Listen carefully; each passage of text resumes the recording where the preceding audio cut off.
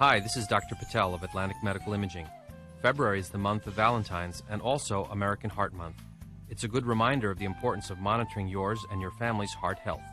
Each year, about 1.1 million Americans suffers a heart attack. At Atlantic Medical Imaging, we perform a revolutionary imaging exam called coronary CT angiography, a dramatic breakthrough in the detection of heart disease.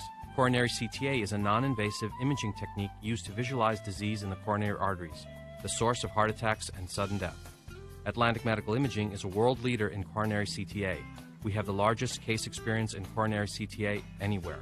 With a supporting staff devoted to your dignity and health, our board-certified radiologists are dedicated to bringing you the most advanced medical imaging in the world. Call the imaging experts at 609-677-X-ray and visit us on the web at atlanticmedicalimaging.com. Atlantic Medical Imaging. Experience you can trust. Toyota of Vineland, family owned and operated for over 30 years.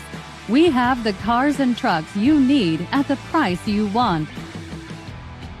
South Jersey's positive radio station is Pop FM 99.9, Power of Positivity, with local news, weather, and events in Gloucester, Salem, and Cumberland. Streaming online at popfm999.com. On Pop FM, you have the power to keep it positive. We are a family business. Myself and my wife wait on 90% of the customers who walk in the door. So you're going to get somebody who's going to help you, who knows something about the floor covering business. But we specialize in carpet, hardwood, laminate, luxury vinyl tile, area rugs, and a service. When we stock a lot of rolls of carpet, buying from the roll as a customer, you save money. I am very proud to own Richland Carpet, and I am very proud of the selection and the service that we provide. Welcome to Clark & Fox, a company dedicated to representing the international and domestic insurance markets. We are a group of individuals who created a world-class law firm and company through passion, purpose, and practice. We pride ourselves on providing consistent and extraordinary legal services to our clients from New Jersey to Pennsylvania to California and many places in between. Our goal is to become the most knowledgeable and respected law firm representing the insurance industry. This singular goal guides and defines all of our decisions. If you wish to join the Clark & Fox team, either as a client or member of our firm, please reach out to us.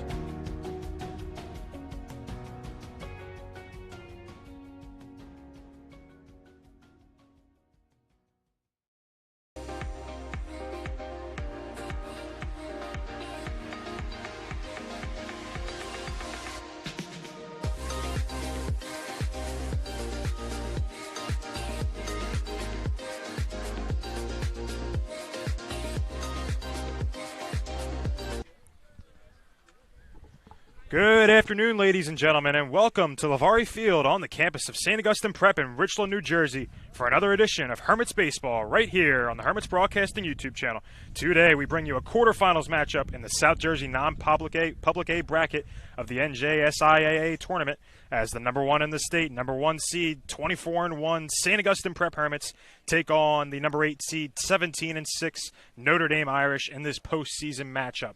Once again, welcome everyone. I'm Jimmy Bachman. Today I'm happy to be joined by Vinny Palestina and Darren Mattern as we are now just moments away from first pitch in this playoff matchup. Guys, the Hermits coming into this game having about as great of a season as they can get. Diamond Classic champions, Cal champions. Now they want to add a little extra hardware in the States.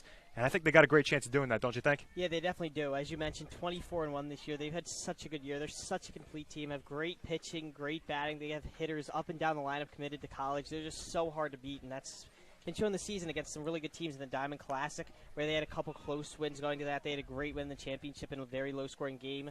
And then winning the Cal. It's just, they've been so good this year. Absolutely. A couple big wins. They beat Kingsway twice, who's a top-ranked team, beat Gloucester Catholic, and et cetera, beat EHT. A couple good teams, and you're going to need that when you go into this tournament.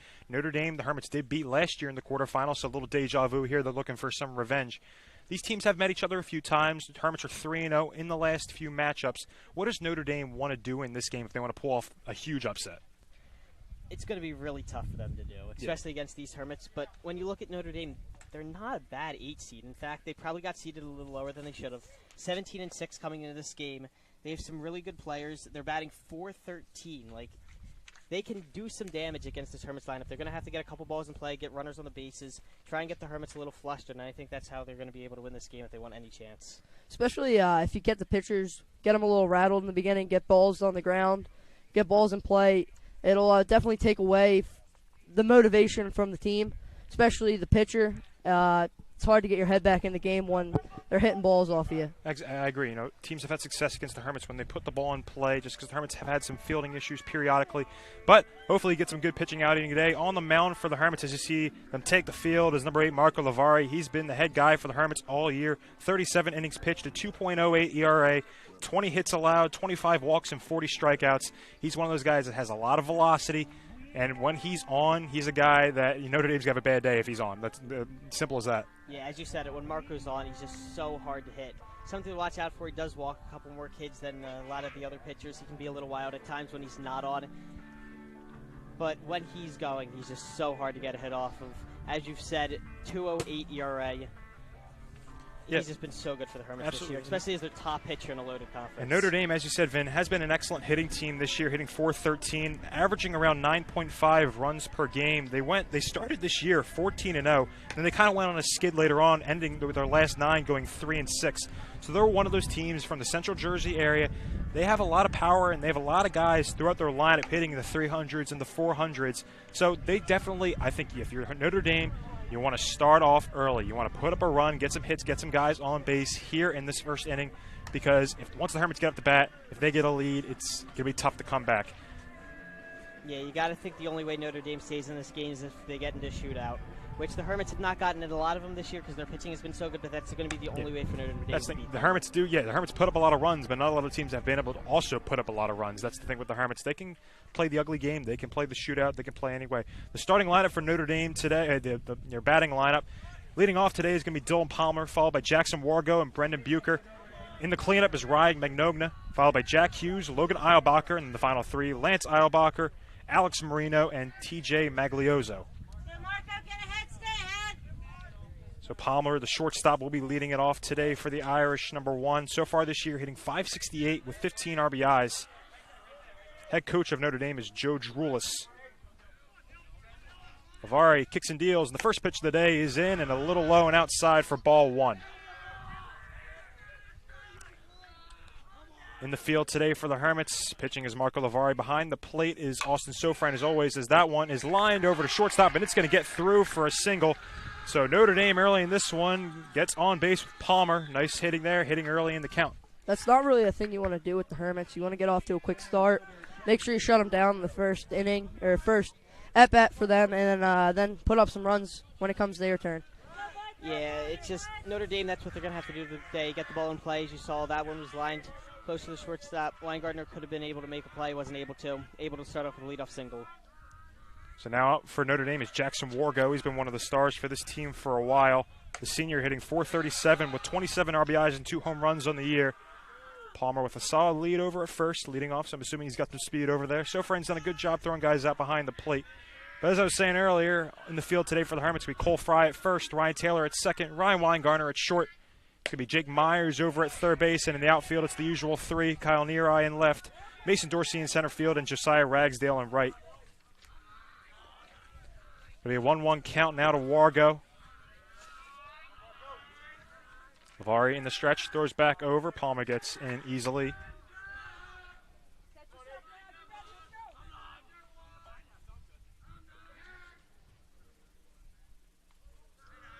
As I said, Notre Dame trying to heat up a little bit, struggling in the last few.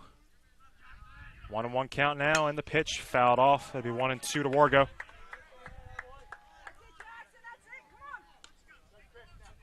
Hermits coming off a hot streak right now. Their last game was a win against Millville. Before that was their win in the Cal playoffs. They defeated Mainland in the championship. Hermits only allowing around 2.3 runs per game so far this year against opposing teams.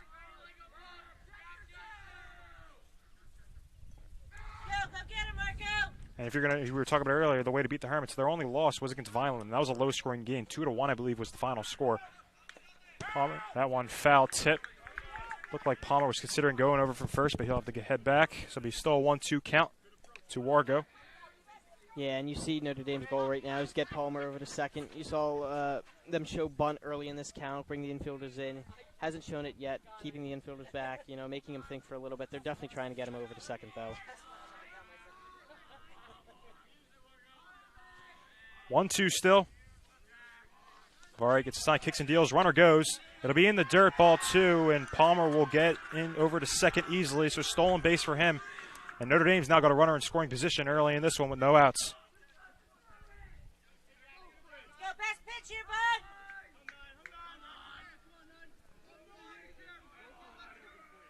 bud. 2-2.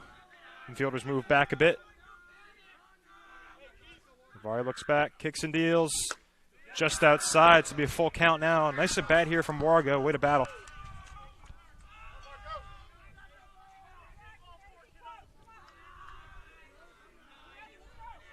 So it's now a full count. 6-pitch at bat so far. Lavari with the pitch right down the middle. Called strike three. Wargo wasn't happy with that one, but he goes down looking, and the Hermits get a big out here. One down in the inning. Marco needed that one right there. It went from a 1-2 count to a 3-2. If he walked him there, it would not have been a good start, man, at first and second, but able to get a strikeout there. Now they have one out. So now up for Notre Dame is going to be Brendan Bucher, the catcher. Big lead from Palmer over at second. Any runner goes on that one. Off-speed pitch. Chauffeur throws over, and he's going to get under the tag. So two stolen bases now for Palmer. Great base running. Gets himself all the way over to third. And Palmer already showing off his speed right here. It's 2 stolen bases already. You got to think if anything gets up in the air a little bit deeper into the outfield, he's going to be gunning for home. If you're Notre Dame, are you trying to be a little extra aggressive on the base paths here in this game, knowing that it's an uphill battle? Yeah, I think you have to be. I think their goal is to leave everything out on the field. They can't leave anything here. Leaving runners in scoring position in this game, it's not going to cut it. They need to get everything in, and that's going to mean being more aggressive on the base path. Really what we're going to have to do here is just Notre Dame's going to have to try and score us and pretty much then play the best defense they can. That one fouled off. Should be a 2-1 count now to Bucher. So far this year, he's hitting .472 with 29 RBIs and 1 home run, so he's hitting that 3-hole spot for a reason, the junior. Looking to get something in the outfield. 2-1, 1 out. Lavari's pitch, swing and a miss, strike 2. Using the heat right there, the old Dominion commit. He's got a nice fastball, can hit 90s. Yeah, and he swung right under it there, trying to get the ball up in the air. Great fastball by Marco. Right over top of the bat. 2-2 now. Runner at third. Hermits looking to keep this score at 0. That one just outside, so it'll be a full count once again.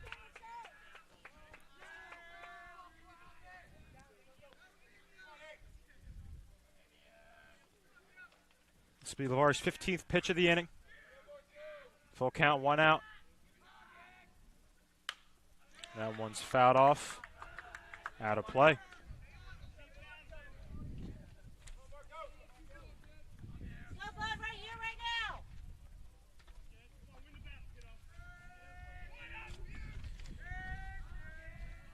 Still full count. Lavari gets a sign. Swing and a miss there. Brings the fastball once again, and Bucher couldn't touch it. So another big strikeout for Lavari. And now 2 outs in the inning. And that's a big out. Getting 2 outs limits the sac fly opportunity here. They're going to need to get hit if they want to be able to drive the run in now. Got a good batter here, one of the top hitters in the Notre Dame lineup. This is going to be Ryan McNogna, the senior, hitting .358 with 28 RBIs and 2 home runs. Great pitcher as well. Hitting the cleanup spot. That one low and in the dirt for ball 1.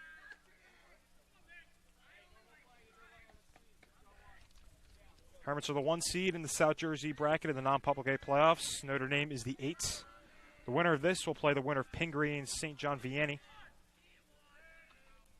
1-0 count to McNogna. Swing and a miss.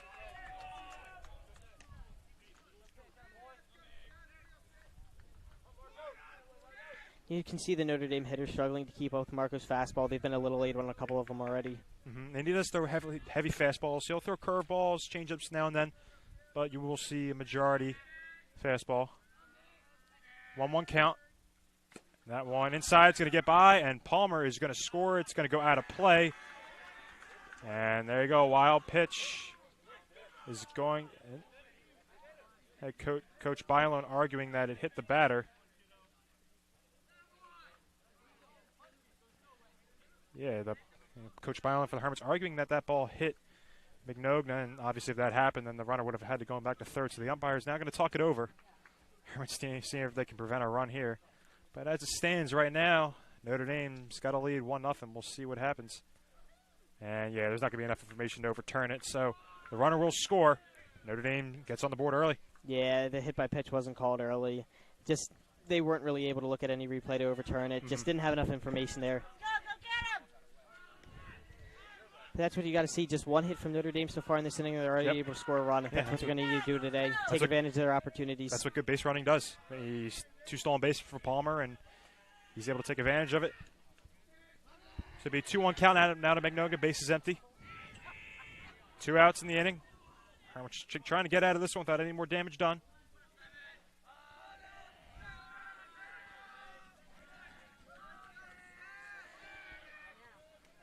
Two-1. This will be pitch number 20 for Lavari. It's popped up, and it'll go out of play into the woods.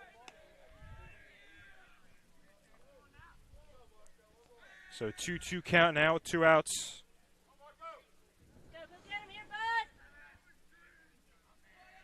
Nogna ready in the batter's box. Lavari kicks and deals. That one in the dirt. Full count now. Lavari struggled a bit with his command here in this first inning. Maybe it's a bit of nerves, first round of the state tournament. Could be a little rusty, haven't played in a little bit. I mean, just a combination of those things, but you hopefully see him get locked in soon. Just got to have a catch with Sofran here. Full count, 2 outs. And the pitch called, strike 3. So 3 strikeouts in the inning for Lavari. 1 run scores with no more damage done after that. We'll see what the Hermits' response is right after this in the bottom of the first. Stay tuned.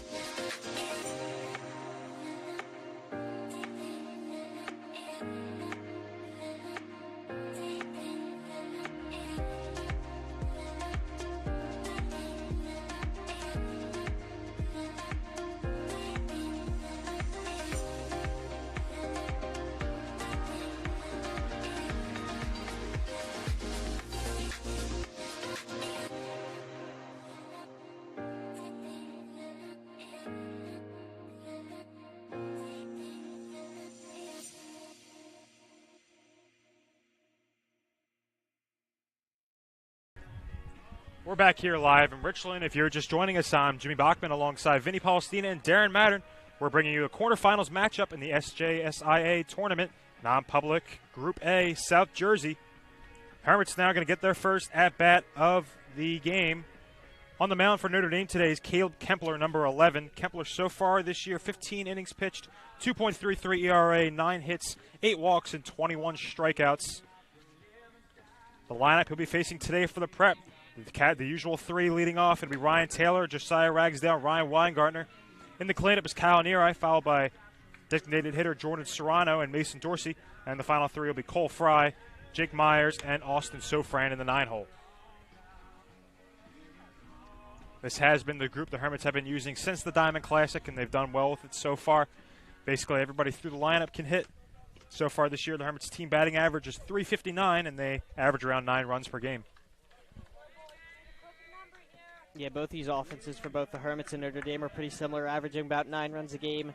Really good averages on both sides. Notre Dame giving up around 3 to 4 runs per game. So it'll be Ryan Taylor, the UPenn commit, leading off so far this year, hitting .444 with 31 RBIs and 6 home runs.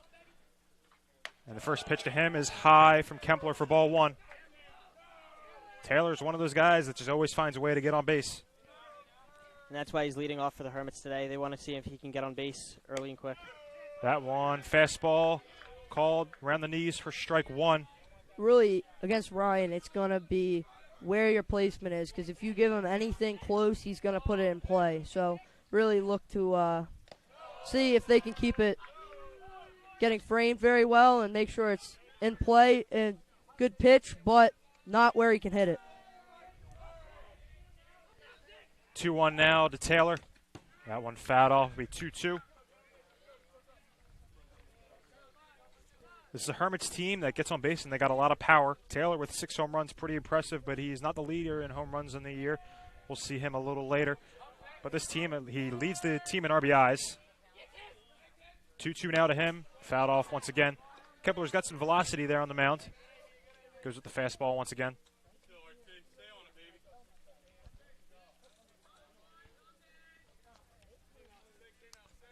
No outs. 2-2's the count. Kepler in the windup. Off-speed pitch high. It'll be a full now. Looks like he went with the curveball there. Yeah, threw a bunch of fastballs to start off the count. Just tried to get him with the off-speed pitch there, but missed it. Kempler working quickly. Full count now to Taylor. And the pitch. Swing and a miss. He brings the fastball, and Taylor goes down swinging. So a good start there for Notre Dame, getting the Hermits leadoff hitter out. And now be Josiah Ragsdale, the Iona commit up. Ragsdale, another senior. This lineup full of seniors for the Hermits. He's hitting .358 with 15 RBIs and 3 home runs on the year. Off-speed pitch outside for ball 1. He's pretty much going to have to keep that same flow going, especially with this whole hitting lineup. As long as you can keep it the same way you just did with Ryan, should be a pretty decent day for him. Ragsdale just barely gets a piece of that one, but it's going to drop into left field, and he's going to be grinding first, and he's going to get himself all the way into second. So some speed there from Ragsdale, and he's got himself a double. And that's one of the slowest hit doubles you'll see, but he placed in a perfect position right down the third base line. Yeah, and a guy like Ragsdale who flies on the base path. And now we Ryan Weingartner for the Hermits, going to St. Joe's next year, hitting .464 in the year, 28 RBIs and 7 home runs. He's also the closer for this Hermits team, so we could possibly see him a little later. It'll be interesting here to see if they keep Josiah on base or if they try and get aggressive and send him a third here. He's got a solid lead over there at second. Off speed, first pitch to Weingartner, drops in for strike 1.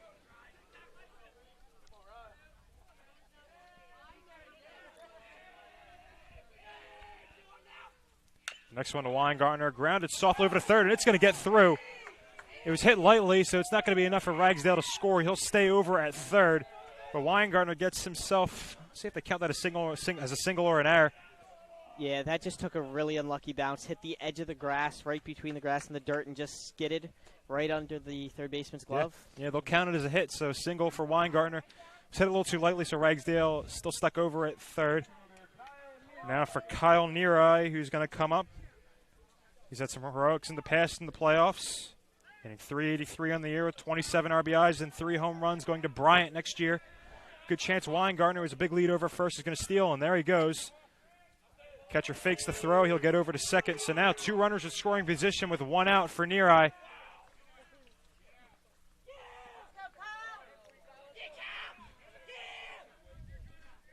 1-0 now to Neri. Kempler kicks and deals. Fastball down the middle for strike one.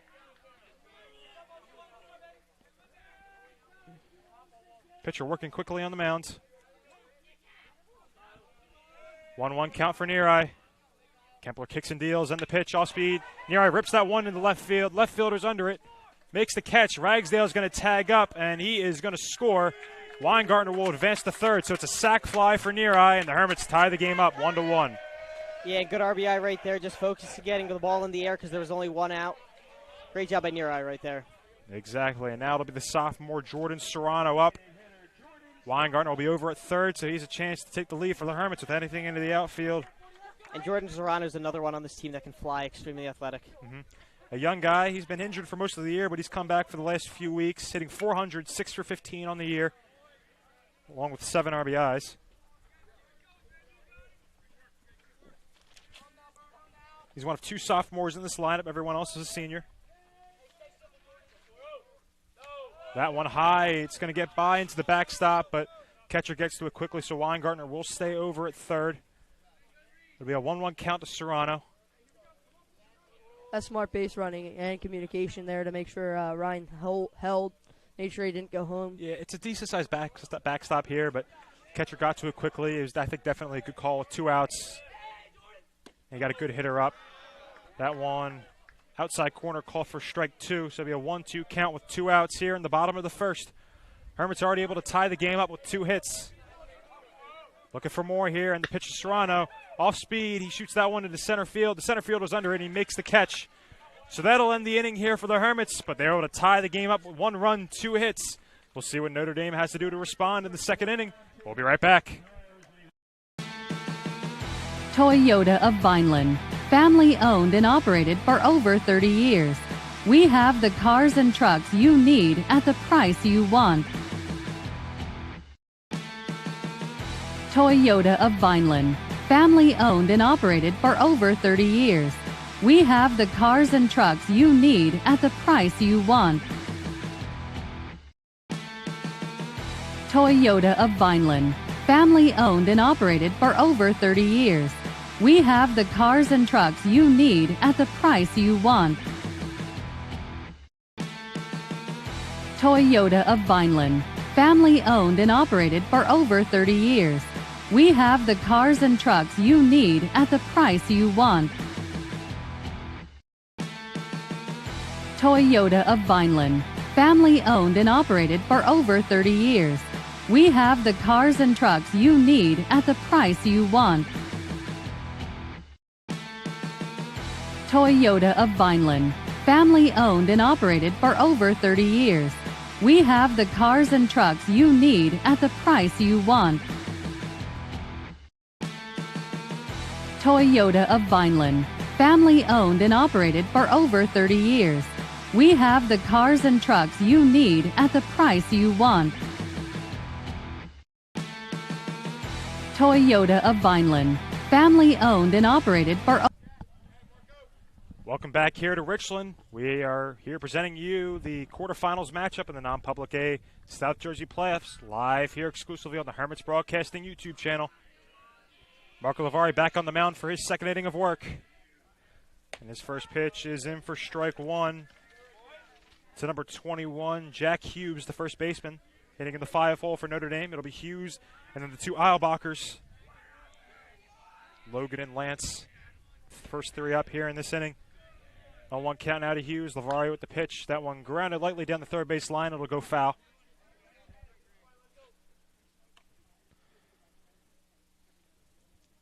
Next pitch for Lavari will be his 25th.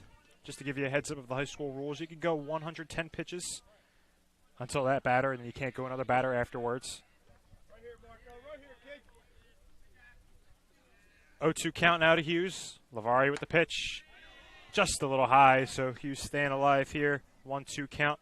Just to give you a heads up of what the playoffs are looking like right now in the South Jersey non-public A. Prep taking on Notre Dame. They'll play the winner of the number 5 Pingree and number 4 St. John Vianney. On the other side, number 3 Red Bank Catholic takes on number 6 CBA, and number 10 Union Catholic has faced number 2 St. Joe's Metuchen. As Lavari gets himself his 4th strikeout on the day. It's all been strikeouts so far as Hughes goes down. Yeah, even though Lavari struggled with command in that first inning, Notre Dame just wasn't able to keep up with that fastball. That trend's continuing here. 4th strikeout. If he can just keep that control under wraps, he'll be looking pretty good in this game.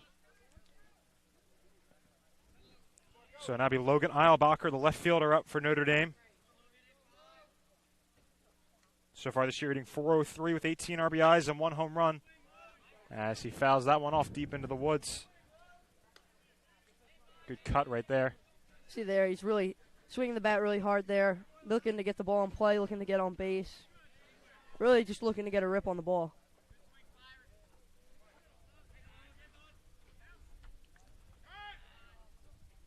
Calls time there.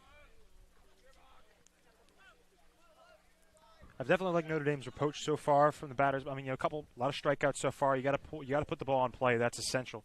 But I do like that they're being aggressive. They're swinging the bat. When they get on base, they're moving. As half swing there, it'll be a ball. So he did not go all the way around. It'll be 2-1. They're making sure to stay aggressive during the game. That's really what the name of the game is right here. And staying aggressive, getting your base running down, really hammering on the Hermits' defense. And the next pitch to Eilbacher is low for a ball in the dirt.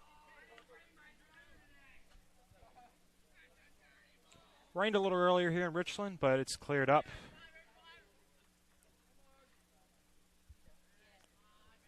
No real wind. Yeah, this is about as good as a day as you could get. Especially for the hitters. Yeah. That one goes outside. It gets by Sofrance to be a 3-1 count now for Eilbacher.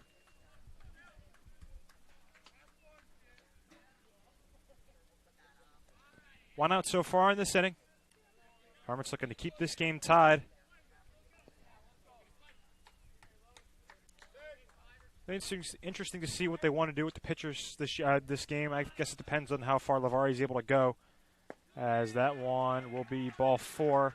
Eilbacher walks, but I bet they'll have Lavari go as far as he can. Then, unless he's able to go 6 innings, Andrew Gaines will probably follow him. And then Weingartner to close it, depending on how close the game is.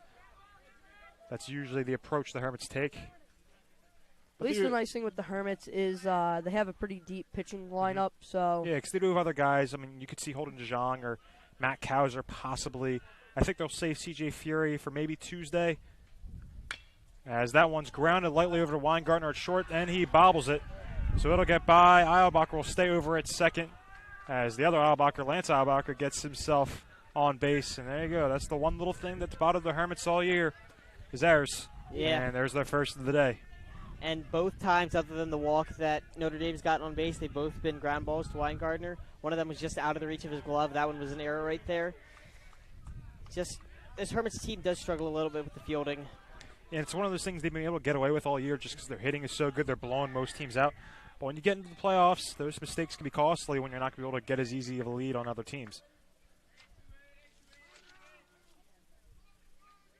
So it'll be the designated hitter now up, number 28, Alex Marino. Off-speed pitch there, a little high for ball 1 to him. Marino, the senior, hitting .300 on the year with 4 RBIs. And for this Notre Dame... yeah.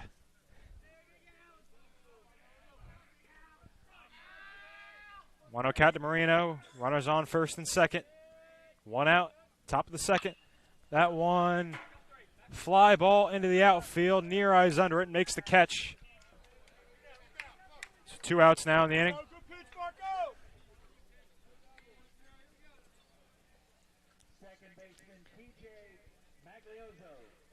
And that's a good out right there. Short fly ball to the outfield, able to keep the runners from advancing, keeping them at first and second. 9-hole hitter now up, number 10, TJ Maglioso, the second baseman. Just a sophomore. First pitch from Lavari low for ball 1 to him. 35 pitches now on the day.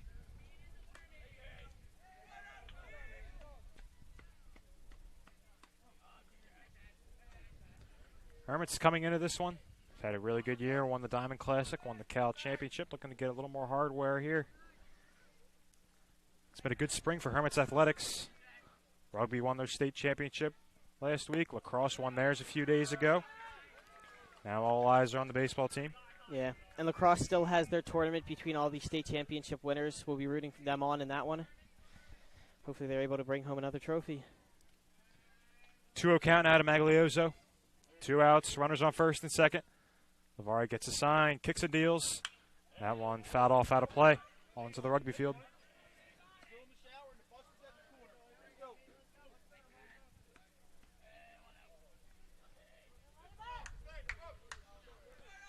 Notre Dame, only 1 hit on the day so far. A couple walks, 1 reached on air.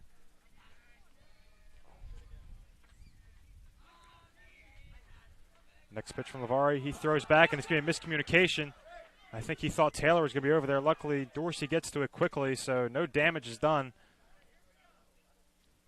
Sigh of relief right there. That could have been bad. That could have been really bad. If the Notre Dame runner did not dive into second base, he would have easily gotten to third. Got very lucky right there. Yeah, just focus on the batter right here, I think, is the name of the game right now. 2 outs in the inning, 2-1.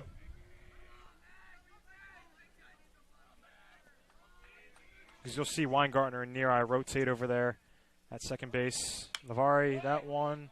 It's going to be fouled off once again. Good fight here for Magliozzo. It'll be a 2-2 count to him with 2 outs. You see there with having the error there, the problem is if you win this game and you keep going deeper into the playoffs, those errors are going to turn into runs, and those runs are going to turn into losses. So it's going to be one of those we're going to have to try and clean it up. Some wise words right there. And that one is called strike 3. So Lavari gets himself out of another pickle, and the Hermits don't allow any runs. 2 get on base, 1 walk, 1 reached on air, but Notre Dame gets nothing out of it. The Hermits looking to take the lead back now in the bottom of the second right after this. Family business. Myself and my wife wait on 90% of the customers who walk in the door. So you're going to get somebody who's going to help you who knows something about the floor covering business. But we specialize in carpet, hardwood, laminate, luxury vinyl tile, area rugs, and a service. When we stock a lot of rolls of carpet, buying from the roll as a customer, you save money. I am very proud to own Richland Carpet, and I am very proud of the selection and the service that we provide. Family business. Myself and my wife wait on 90% of the customers who walk in the door. So you're going to get somebody who's going to help you who knows something about the floor covering business. But we specialize in carpet, hardwood, laminate, luxury vinyl tile, area rugs, and a service. When we stock a lot of rolls of carpet, buying from the roll as a customer, you save money. I am very proud to own Richland Carpet, and I am very proud of the selection and the service that we provide. Family business. Myself and my wife wait on 90% of the customers who walk in the door. So you're going to get somebody who's going to help you who knows something about the floor covering business. But we specialize in carpet, hardwood, laminate, luxury vinyl tile, area rugs, and a service. When we stock a lot of rolls of carpet, buying from the roll as a customer, you save money. I am very proud to own Richland Carpet, and I am very proud of the selection and the service that we provide. Family business. Myself and my wife wait on 90% of the customers who walk in the door. So you're going to get somebody who's going to help you who knows something about the floor covering business. But we specialize. We're back here in Richland, bottom of the second now in this quarterfinals matchup. For the Hermits in this one, it'll be Dorsey, Fry, and Myers. Dorsey, the six-hole hitter, to lead it off. Hitting .347 on the year with 18 RBIs. Swing and a miss on the first pitch there from Kempler. He took the center field spot earlier in this year when Serrano got hurt, and he's stayed there ever since. He's done a great job in his senior year. 0-1 count to him. That one fouled off out of play. It'll be 0-2. I feel like one of Mason's solidest traits is his base running. If you get him on base, he's going to steal your bases. He's going to get himself in scoring position. He's very good at doing that.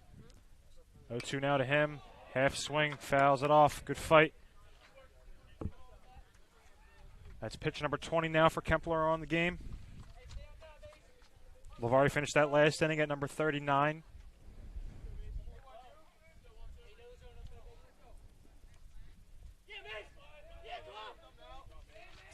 Kempler in the windup. Off-speed pitch there, swing and a miss, but it's going to get back. Dorsey trying to get over to first, and he's going to get there. Underthrown by the catcher, so Dorsey strikes out, but he gets himself on base. There you go, Darren. Good base running. Get something out of nothing. And that off-speed pitch has thrown the Hermits off a couple times. Saw that pitch to Taylor. It was outside, but then when he came back with the fastball, Taylor was late. Saw the off-speed pitch right there. Strikeout, even though it was in the dirt. Cole Fry now up for the Hermits. Dorsey over at first. Solid lead. See if the Hermits want to send him early. That first pitch low for Fry. 1-0 count to him.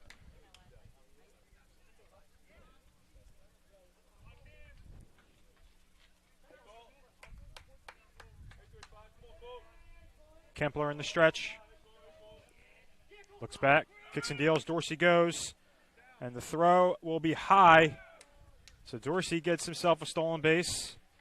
Runner now in scoring position with no outs for Fry. Didn't get a great jump, but the throw was high, and he was able to good dive.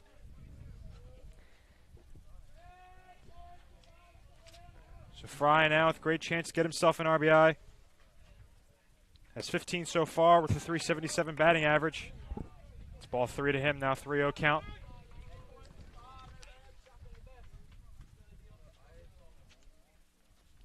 So let's see if he's taken all the way here.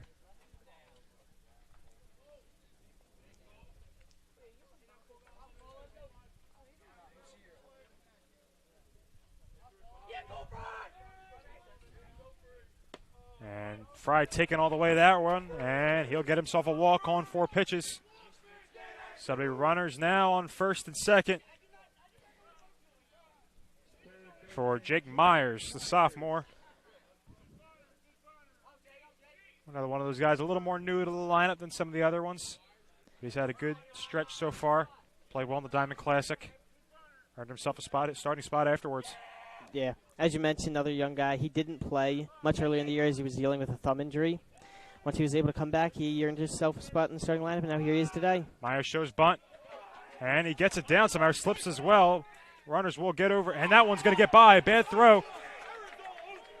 Dorsey will score, and that is going to do it there. So there you go, a good bunt and an error. Myers gets himself over to second. Hermits take the lead 2-1. Fry over to third. A little bit of chaos, but you know, when you put the ball in play, stuff like that's going to happen. It's high school baseball. Teams are going to make mistakes more often than not, and the Hermits take advantage of it. And that was a perfect bunt right there for Myers, right into no man's land. It died. He might have been able to get on base even if that throw was good. Yeah, and you saw he slipped a little bit out of the batter's box, so I think that's why. I mean, you know, if it was a good throw, he probably would have been thrown out, but, you know, we'll take it. Getting the ball in play, able to get a run off an error, that's all you need. So Austin Sofran now up, about as good as it gets for a 9-hole hitter, hitting .368 with 17 RBIs and 1 home run. It's a great chance to add on to this Hermits lead. They got a rally going right now, no outs, already 1 run scored, 2 guys in scoring position. First pitch to him, a little high for ball 1. If you're Kempler, he's got to bear down right here. You know, we haven't got much help from your defense, but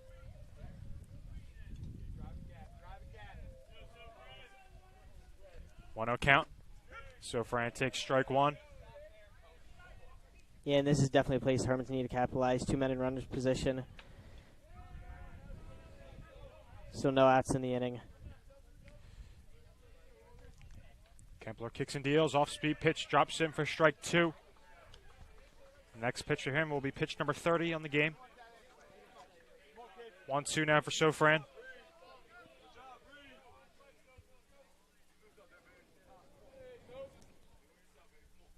He's had a good last few weeks. And the pitch, swing and a miss. Big strikeout there for Kempler. He needed that one. So now 1 out in the inning, but the top of the order is back up for the Hermits with Ryan Taylor. Good job done by Kempler there. Not to get flustered with having some defensive errors. Bear down, get it out. That's exactly what you need. Get some momentum going. That's all you can do right now. But you know, if you're Notre Dame, you'll take it. Taylor now up. He's swinging on the first pitch. Lifts that one into right center field. Center fielder going back. He makes the catch. But Fry will tag up, and he will score. And Myers gets over to third. So Taylor does his job right there. Gets himself a sac fly, and the Hermits now have a 3-1 lead. There you go. That's 2 sac flies down today for the Hermits. They're just doing what they need to do to score runs. Yeah, exactly. Just keep getting the ball in play. Good things happen when you do that. Seen it. Bunt, sac flies, any way possible to get runs. I mean, it's been working for the Hermits right now. So runner now on third base for Josiah Ragsdale. He doubled his last time. Takes that first pitch for strike one.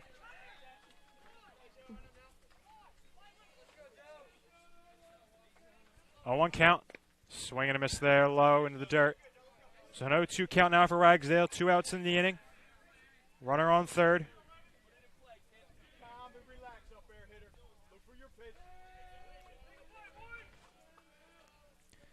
Kempler gets his sign. Looks over, kicks and deals, and that one called strike 3. So Ragsdale goes down looking on 3 pitches. Notre Dame gets out of this one, but damage is already done for the Hermits. They put up 2 runs on 1 hit, and they take the lead right back. The score is now 3-1. We'll see if Notre Dame can do anything about it in the top of the third. We'll be right back. Welcome to Clark & Fox, a company dedicated to representing the international and domestic insurance markets. We are a group of individuals who created a world-class law firm and company through passion, purpose, and practice. We pride ourselves on providing consistent and extraordinary legal services to our clients from New Jersey to Pennsylvania to California and many places in between. Our goal is to become the most knowledgeable and respected law firm representing the insurance industry. This singular goal guides and defines all of our decisions. If you wish to join the Clark & Fox team, either as a client or member of our firm, please reach out to us.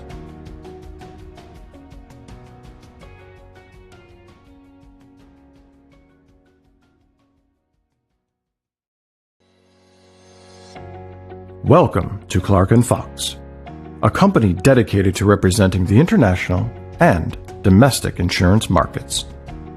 We are a group of individuals who created a world-class law firm and company through passion. Top of the third inning now. We've got a good one so far in this quarterfinals matchup. The Hermits had a great inning last one. Vin, what are your thoughts on that right there? I mean, anytime you can get 2 runs off of 0 hits in an inning, that's pretty good for the Hermits. Was able to jump out to a 3-1 lead, and they need that. If they've had a little bit of defensive problems, allowed already 1 run. They on Notre Dame just having 1 hit, so the more runs, the more the merrier there is for the Hermits. Yep, make it 2 now. Palmer stays hot, the leadoff hitter. Swinging on the first pitch, gets himself a single. So now it'll be Jackson Wargo up for his second time. Palmer, we saw him steal 2 bases last time, so I think good chance here he's going. Yep. Lavari now at 40. Wargo shows bunt, pulls it back in the dirt for ball 1. And Wargo showed bunt twice now, both at bats on the first pitch. We're going to see if he continues with that here, bringing the infield in a little bit. Yeah, we see Myers maybe keeping him on his toes a little bit. 1-0 count. Wargo showing it again. Pulls it back inside, ball 2.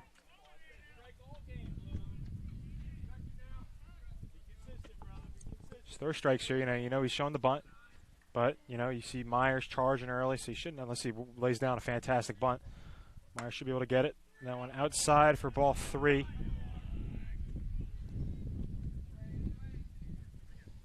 So far, I'm now going to talk it over with his pitcher. Sofran's done a very good job this year of making sure he's communicating with both coaches and the pitcher, making sure they both stay calm, giving them good pitch selection. I know pitcher selecting them, but giving them good choices, making sure everything's into play. Bunt showed once again, but it won't matter. So Wargo walks on 4 pitches. And Notre Dame looking to wake up a little bit. See Wargo trying to hype up his guys in the dugout on his way to first. 2 runners on, no outs. Yeah, and you saw a little bit of heat right there from Sofran on the throwback to Marco, trying to wake him up a little bit after 4 straight balls. Looks like we're going to see Holden DeJong now heading over to the bullpen to warm up a little bit. The lefties had a good year, so we'll see what Coach Bylone's sticking there, as a bunt shown once again for Bucher. And it seems to be throwing Lavari off a little bit. That's 5 straight balls. Yeah, he's struggled when they've shown bunt. Hasn't thrown 1 strike yet when they've done that. His command's been a little off all day. And you see the leader, Weingartner, going to talk to him real quick. And Hermits called timeout here just to talk it over with their pitcher. He had a great last inning. You don't want to put Notre Dame back in this one. You want to keep your foot on the gas and kill that spirit. Yeah, especially already building up a slight lead here. You don't want to give it right back. But, it would only energize Notre Dame more. This is where you make the good pitchers. You put them in difficult situations, no outs, 2 runners on. I feel like Marco, if he sees one fall on a strike, he'll be right back in his rhythm. It's just getting that one to fall. Yeah, I agree. So, Hermits infield, talks it over. Count still 1-0 to Bucher. Runners on first and second.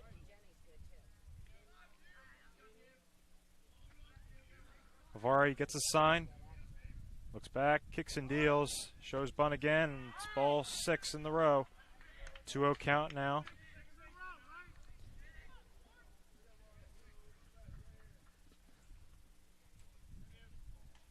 I feel like he's going to show bunt again. Just keep doing it. Yep. And that one just inside, so ball 3. And Marco really struggling every time they show bunt just to throw a strike. He just needs to get that one in there. So 3-0 count. See if Bucher shows bunt again or if he's taking. Shows bunt again. That one high and outside, ball 4. And the bases are now loaded for the Irish. For Ryan McNogna. And Marco really looks rattled right now. 8 straight balls on just people showing bunt. I mean, there wasn't really much to that. He just can't find the strike zone right now. He's going to need to with bases loaded. Can't afford another walk.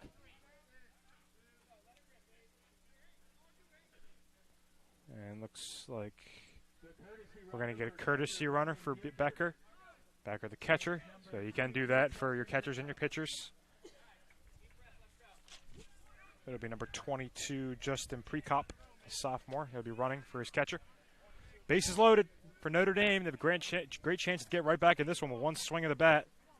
And they got the guy they want to do that up right now, their cleanup hitter. Hermits just looking to get out of this inning. No outs right now. They could take anything right now. Lavari's first pitch is in for strike 1, and hopefully that's what he needed. We'll see the corners up a little bit on the grass. Fry over at first, Myers over at third.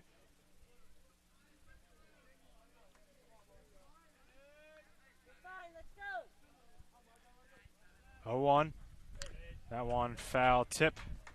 So it'll be an 0-2 count now for McNogna. Look like Marcos is starting to get back into his rhythm here.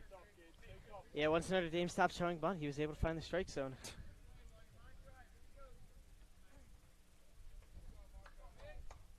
If we continues that here, another strikeout would be huge to get the first out of the inning. Yeah, I think that's what they're looking for right now. I mean, at this point, if it's a ground ball, they'll probably give up the 1 run to try to turn 2. It's hit lightly, they could go home. 0-2 now. Batter calls time.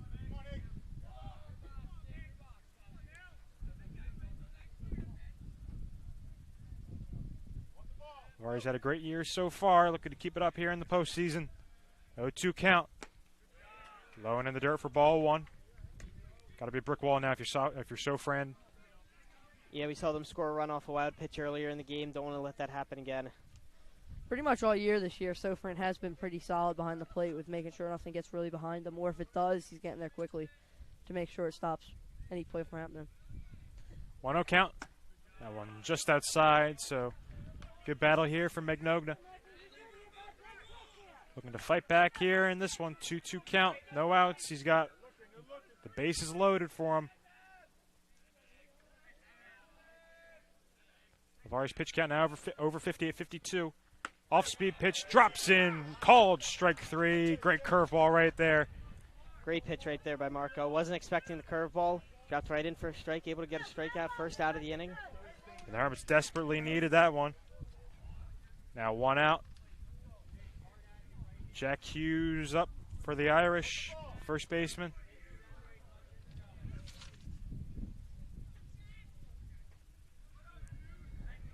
Lavari's pitch count 53. First pitch to Hughes. Popped up. It's going to go out of play. Watch out for the cars over there. I always get worried. That's why I never park over there. Yeah, I did not park over there either. Don't want to walk over to see my car got hit in the windshield with a baseball.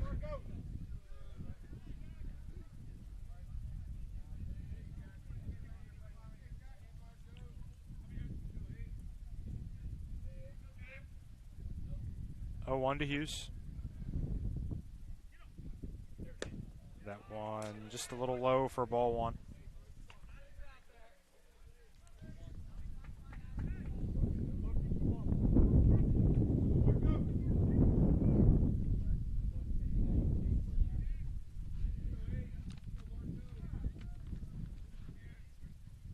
One now for Hughes. Lavari steps off.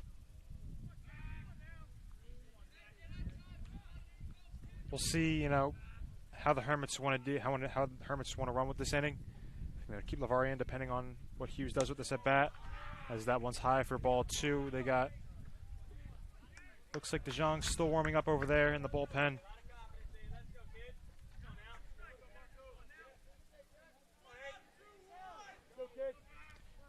One out in the inning. Hermits looking for a ground ball here if they can't get the strikeout. Ground ball there to Weingartner at short. He gets one. Taylor over to second. Oh, and he's not able to get it. Fry able to pick it up. 2 runs are going to score. And the game is now tied. And they had the double play right there to get out of the inning, and just a bad throw for second base. One hopped it. Wasn't able to hold on, and 2 runs come in. It's not what you wanted to see right there if you're the Hermits. Yep, you get the one out, but it proves costly. And the game now tied. 2 runners able to score.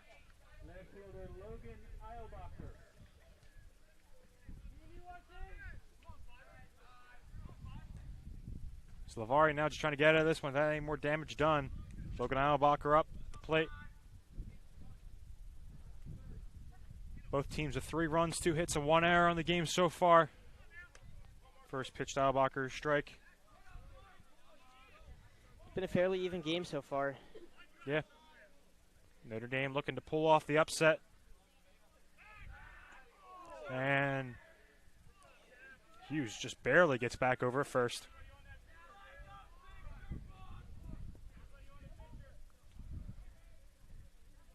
Marco nearing 60 pitches already in this game. You can't think he's going to go much longer with how much command trouble he's been having.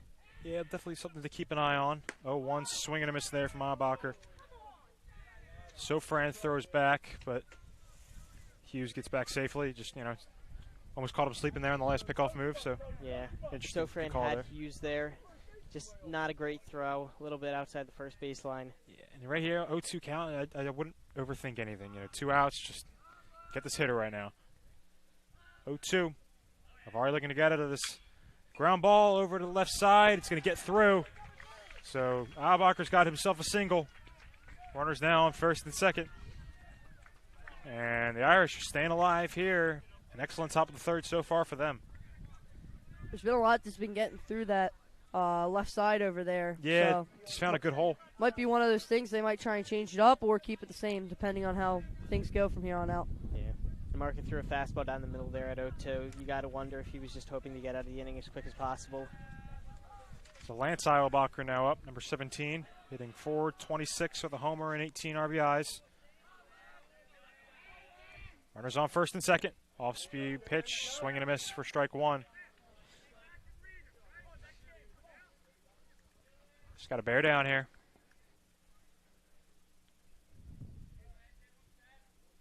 Pitch count now at 60.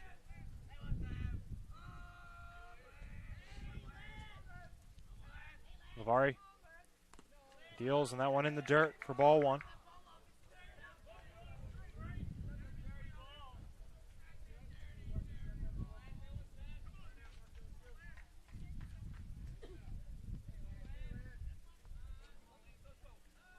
One count. In the dirt once again, ball 2.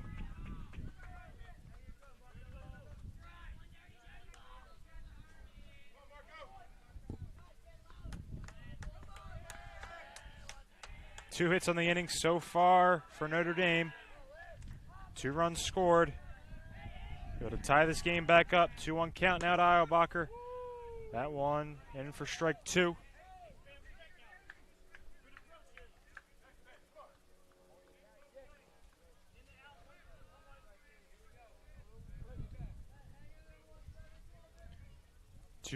Two outs. Runners on first and second. Lavari's pitch. Off speed, hit lightly over to shortstop. Weingartner just got to eat that one, though. It'll be an infield single for Lance Eilbacher, and the bases are loaded once again. And 2 hit balls by brothers in almost the exact same spot Yep. on the field for singles. Yeah. Bit of a coincidence. So Marino now up, the bases loaded once again, and the Hermits just can't get out of this inning right now. Yeah, and they're sticking with Marco, even though this is the second time in the inning having bases loaded, showing the confidence they have in him to get out of this. It looks like one of those things that they might have struggled with in the beginning. They're trying to figure out Marco's fastball, which is starting to pay dividends for them. Yeah, and we haven't seen too many balls hit hard for Notre Dame. They've just gotten a lot of balls in play, and it's paid off for them. So the first pitch from Marino, off speed, jumps in for strike 1.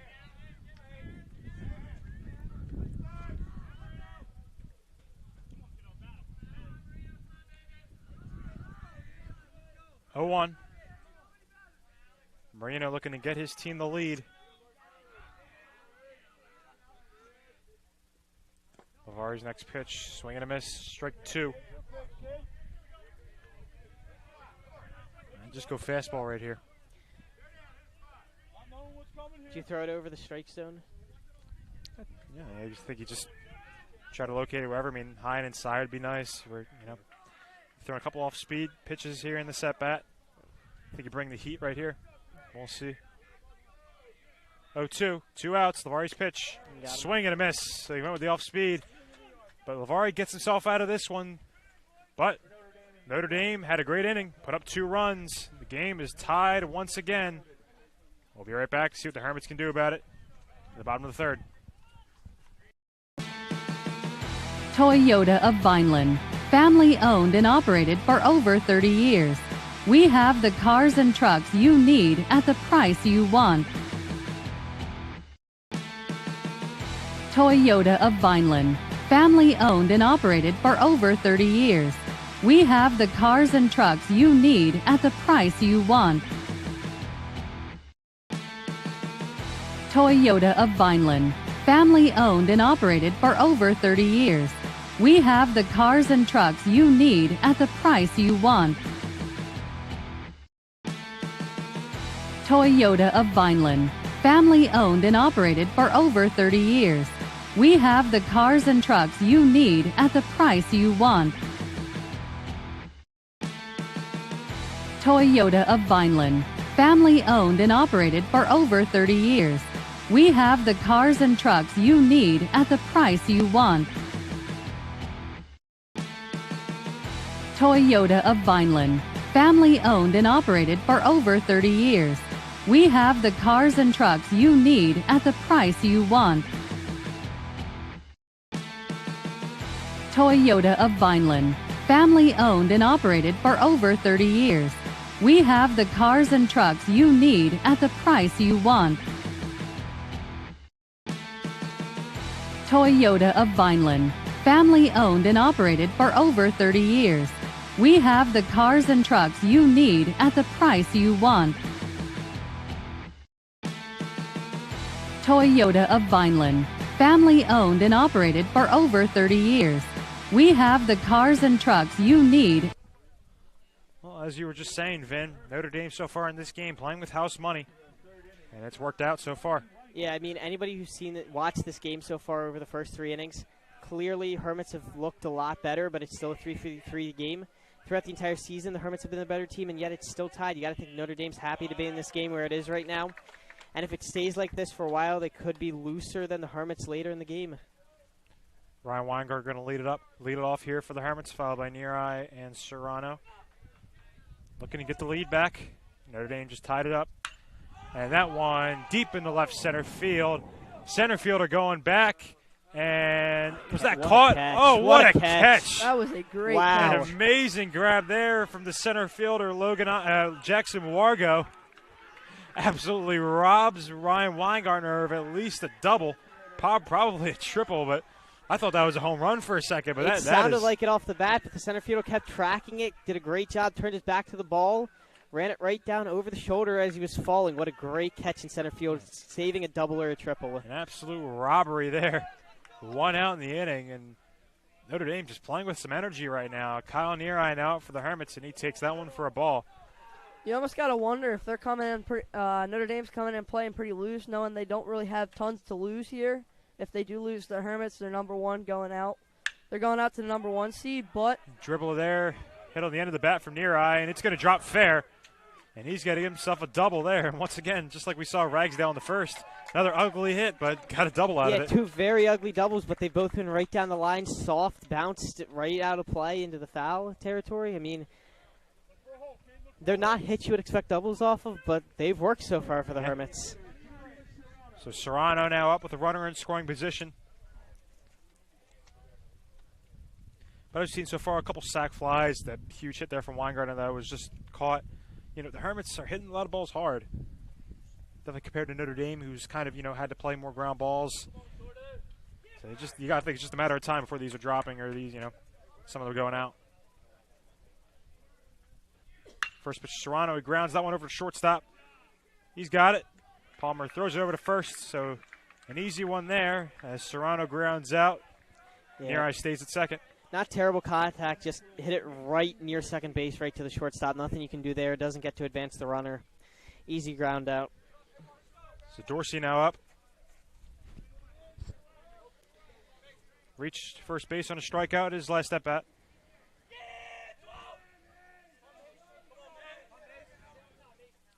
Swing and a miss on the first pitch.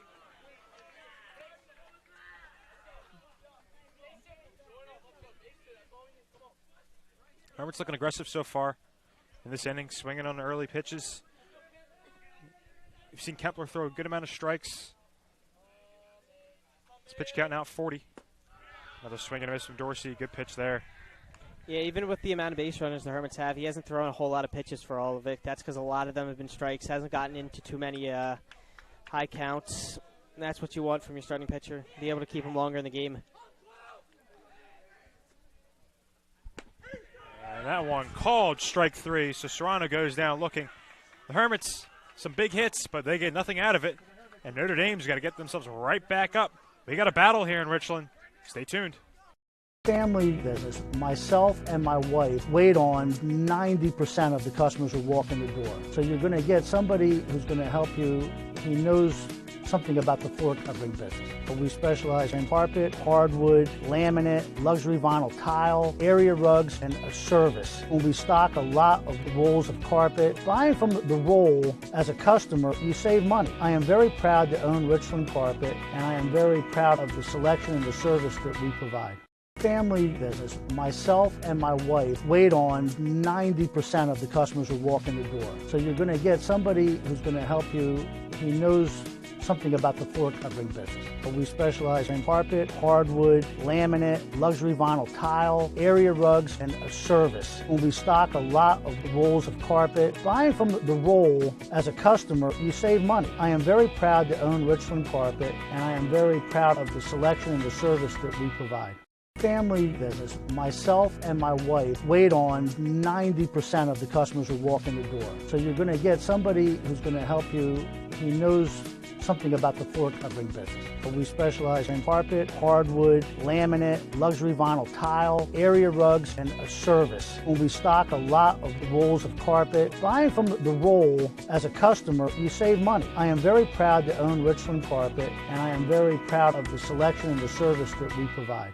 Family business. Myself and my wife wait on 90% of the customers who walk in the door. So you're going to get somebody who's going to help you. He knows something about the floor covering business. But So we got a pitching change here in Richland. It'll now be Holden DeJong on the mound for the Hermits. So far this year, 19.1 innings pitched, a 0.74 ERA, 7 hits, 13 walks, and 32 strikeouts. So Marco Lavari's day is done. He goes 3 innings. 3 runs allowed on 4 hits. You saw Holden come in during the Diamond Classic game, really batter down, come in, throw a pretty good game for when he was in. Yeah, he's had a really good year so far, the lefty. Yeah, Holden's one of these Hermits pitchers. They have like 5 of them that they can just throw it and feel absolutely confident when they're in the game. They have such a deep pitching rotation. And it's really good for like a day like today when you see Marco struggling a little bit with his command. He's able to come in. So 2 quick strikes to TJ Magliozzo, the 9-hole hitter. Holden looking sharp so far. 0-2 count. And swing and a miss there. So Magliosa goes down swinging. Yeah. A little confusion there if it was a drop third or not, but it wasn't. So far, they usually what the catchers do on the striker, they throw it over to third, but. Yeah, that was really interesting. It looked like a clean catch. Threw it right over to third right away. Umpire caught him out, but. Yeah, we'll take it. So, quick strikeout for DeJong on 3 pitches, but now Dylan Palmer up. He's had a hot hand so far today. Off-speed pitch in for a strike, but now facing a lefty could be a little tougher, being a lefty himself. Holden's had a good year, Vin. Yeah, he has. 0-1. And the pitch, off speed again, inside, called strike 2. And Holden talked about how good this team could be at great lengths in our AP Physics class, which he was a part of. We were able to have some nice conversations with there, and he was just really high on this team from the start. And you can see, like, just their confidence in this team, it's really paid off this year. 0-2, 1 out. That one fouled off by Palmer, staying alive here. DeJong not throwing a ball yet. It's on all strikes.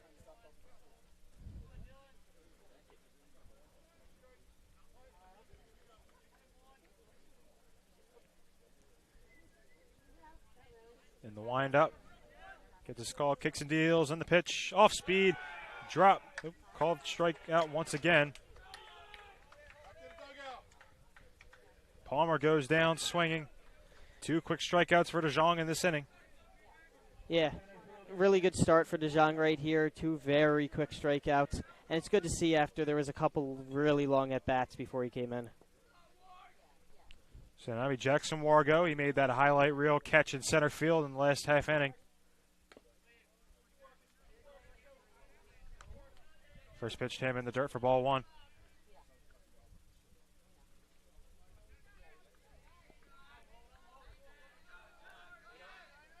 One-0.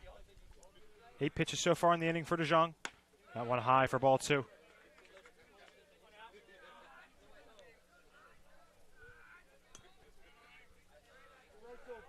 Two outs. Hermits looking for a quick one here. It's been quick so far. And that one drops in for a strike to Wargo.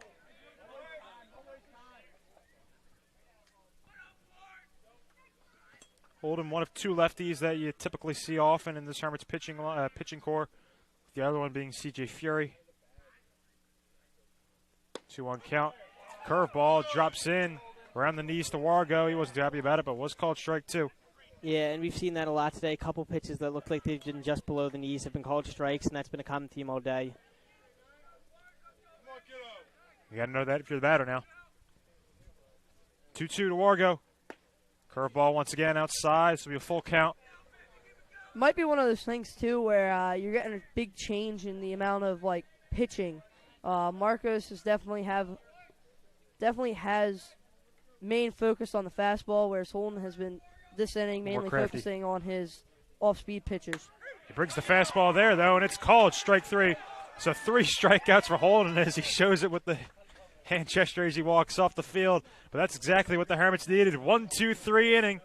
And let's see if they can keep the momentum going in the bottom of the 4th. Welcome to Clark & Fox, a company dedicated to representing the international and domestic insurance markets. We are a group of individuals who created a world-class law firm and company through passion, purpose, and practice. We pride ourselves on providing consistent and extraordinary legal services to our clients from New Jersey to Pennsylvania to California and many places in between. Our goal is to become the most knowledgeable and respected law firm representing the insurance industry. This singular goal guides and defines all of our decisions. If you wish to join the Clark & Fox team, either as a client or member of our firm, please reach out to us.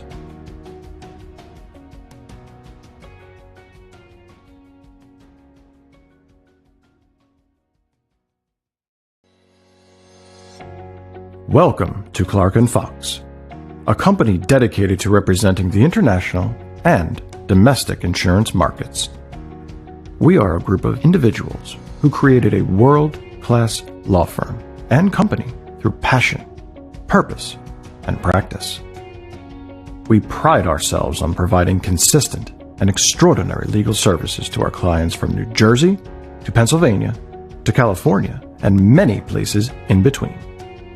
Our goal is to become the So Cole Fry going to lead it off for the Hermits in the bottom of the fourth. Quick 1-2-3 inning there for Holden DeJong. An excellent one to start it off. Hermits got a little momentum coming off the field. See if they can represent it here in the batter's box. Yeah, and you can see the Hermits dugout has a lot more energy than it did after that last half inning. That was a necessary boost for them. Swing and a miss on the first pitch to Fry. Caleb Kempler still in the game for Notre Dame's pitch count at 43. He's worked quickly and he's not throwing a lot of pitches. As Fry fouls that one off the fence.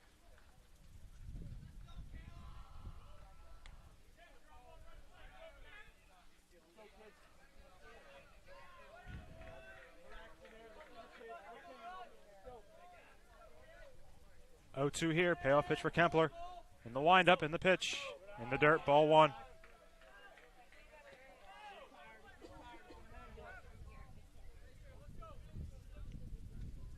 As we said earlier, the winner of this game will play the winner of Pingree and St. John Vianney in the semifinals in the South Jersey Non-Public A. Fry grounds that one chopper over to first. First baseman's got it. Good job by Kempler to get over and get the out. A lot of balls in play here for the Hermits. Just haven't been able to capitalize on all of them. Left the runner in scoring position last inning. They got to find a way to break this game a little bit more wide open, hopefully build up a lead in this inning. That's been the interesting thing with Kempler here. He's been either throwing mainly outs or keeping the ball in close, not really letting it get into the outfield. And when it has, the defense in the outfield has been able to pretty much capitalize on it. Myers now up for the Hermits. First pitch to him, called for a strike. The quarterfinals for the North Jersey Non-Public A.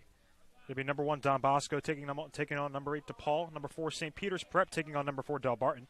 Number 3 St. Joe's Montvale taking on number 6 Pope John. As chopper there fouled off by Myers. And then number 7 Bergen Catholic taking on number 2 Seton Hall. The winner of that bracket will play the winner of the South Jersey bracket in the state championship. Hermits got to the state championship last year, lost to St. Joe's Montvale. Had some big wins in the South Jersey playoffs. Defeated Notre Dame, Paul VI, and then Red Bank Catholic in a thriller. 0-2 count to Myers. That one high for ball one. One out in the inning, no runners on base. Like you said, Jimmy, with losing last year in the finals, I think we're definitely going to be coming in trying to get our redemption this year, especially having the team. We had it last year, but coming in hot. Yeah, a lot of guys returning from last year. You know, they got some unfinished business, and I think that's been one of their mottos all year. You know, I've already won 2 of the 3 that they wanted to win. Yeah, and you now said I got earlier, the most difficult one coming up. 7 of the 9 starters, seniors this year. They're all returning from last year. They were key parts of that team last year, and they're hungry to get that championship this year after losing it last year. Myers goes down looking, so now 2 outs for Sofran. Takes first pitch for a strike. I know the matchup people have been hyping up will be the 2 1 seeds, Prep and Bosco, but you can't look ahead. You know, you got a tough game right now for Notre Dame against Notre Dame. They're giving you a battle. You've seen, you know, a lot of the other guys, the other sports win in the last few weeks, but you got to focus one game at a time. 1-1 now for Sofran. He fouls that one up out of play. Yeah, as you said, Jimmy, can't look ahead. No matter what the Hermits have done so far this year, the 24-1 record, it all gets thrown out the window now that they're in the playoffs. Yep. Single elimination tournament. Got to treat every game like it's their final game. Because it could be. You don't want to come in overly confident, and you don't want to. Well, you want to come in confident, but not overly confident. You want to make sure you're coming in knowing that every game has to be won. 1-2 count. Sofran takes that one. Looks like Kepler was ready to walk off the mound for strike 3, but that won't happen. It's just a little low, so it'll be 2-2 to Sofran. 2 outs. Kepler's pitch count at 54. Hermits here really need to get on base here. Yeah. Need to get some sort of momentum when the bats. Swing and a miss there, and I was just about to say, it looks like Kepler's been in a rhythm the last 2 innings. The Hermits have not scored a run since the 2nd inning, and Kepler's done a great job. So Notre Dame, hyped up, walking up the field. Holden Jung's going to come out for another inning. We'll see what Notre Dame has to say about it, if they can get the lead back right after this.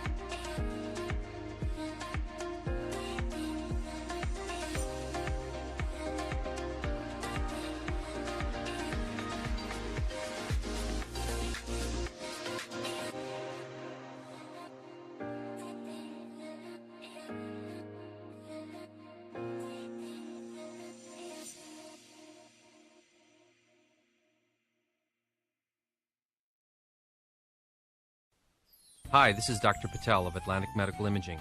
February is the month of Valentine's and also American Heart Month. It's a good reminder of the importance of monitoring yours and your family's heart health. Each year, about 1.1 million Americans suffers a heart attack. At Atlantic Medical Imaging, we perform a revolutionary imaging exam called coronary CT angiography, a dramatic breakthrough in the Top of the fifth inning now here in Richland. Right now, I want to thank our Hermit sponsors you've been seeing so far in our commercial breaks, Hermit Athletics, all in as one. Also want to thank Billy Jameson out here today doing the camera for me, and Mr. Jamko helping us set up and do the laptop as Mr. Ramel is out in Florida in Disney World in the third semester. Hope he's having fun right now. Shout out to him. But we're back here doing the baseball game, and so far it's been a fun one, Vin. Yeah, it's been a really good game so far. Still 3-3 in the fifth inning. I don't think many people expected it to be a tie game this late into the game. That's going to be something to watch out for as Notre Dame's the underdog. They're going to be a little more loose. Hopefully the Hermits are able to pull it out soon. So we have 2-0 count now to Becker. Next pitch from DeJong, swing and a miss, strike one. Only 16 pitches so far from Holden. Good thing from Holden is he found his rhythm early, and hopefully he can just stick to it. When you got your rhythm, it's working, stick with it. When it's not, try and change it up, but it's working right now for him. That one fouled off, so 2-2 count. Both teams a bit of a stalemate in the last few innings. No runs scored to the top of the third. Good pitching. Kempler has really gotten into a groove, and Holden's done a good job. And if you remember, the Hermits only have that one hit since the first inning, which is crazy to think about because they got 2 runs in the second inning with no hits, and then they got 1 double. But other than that, it's been nothing. Really been shut down on the offensive side of the ball. And the good thing now you're feeling if you're Notre Dame is Kempler has only thrown 55 pitches. As good pitch there from Holden, swing and a miss, strike 3, 1 out in the inning. But, he can go, basically the rest of the game, so that's a good thing. If he's in a groove right now and you're Notre Dame, you don't have to worry about taking a guy out of the bullpen. Yeah, especially if you look at Notre Dame, who doesn't have as deep as pitching staff as the Hermits do. It's great for them that he's only thrown 55 pitches up to this point. Ryan Magnogan now up for Notre Dame. Fouls the first pitch off.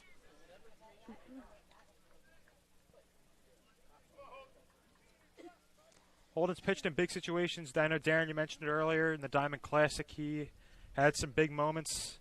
He's a senior. Had a role last year. Bigger role this year. 0-1 count, 1 out. Off speed, inside, low for ball 1. He's definitely been able to handle himself very well. Definitely coming into these high-pressure situations and delivering, which you need from a pitcher who has to come in during those situations. 1-1 count. Swing and a miss there. Ooh. Got Magnogan all over the place there as he falls down. Completely threw him on that pitch. Yeah. So 1 out, 1-2 count. Might have to call that ball Allen Iverson after that one.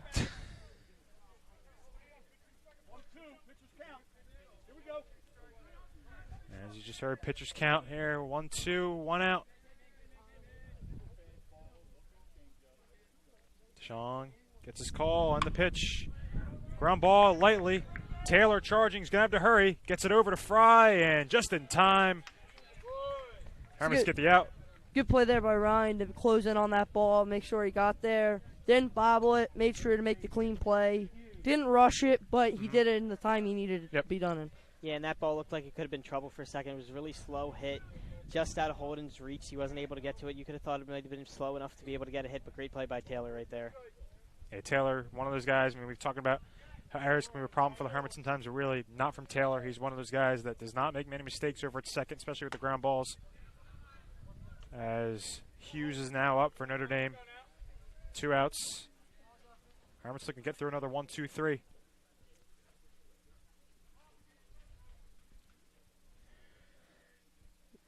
One-0. Swing and a miss there.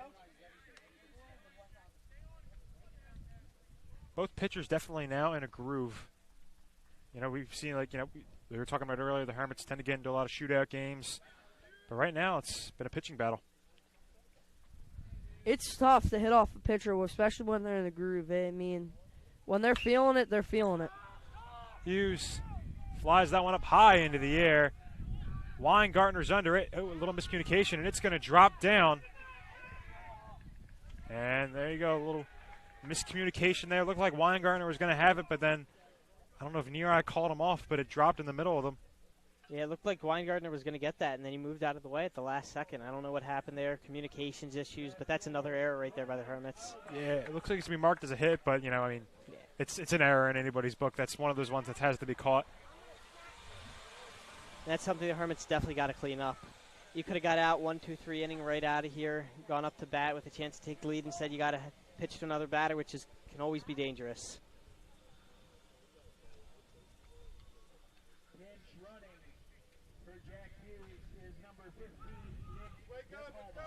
We're going to get a pinch runner now for Hughes. It's going to be number 15, Nick DePalma, the sophomore. Looking to put a little more speed on the base path, I guess, with 2 outs. Try to have him steal, get in the scoring position, I would assume, is the logic that Notre Dame coach Drulis is going with. Notre Dame has stayed pretty aggressive with the base running. They've done very well with it, know when to go, when not to. It's pretty much all the game of base running there. First pitch strike from DeJong against Logan Eilbacher.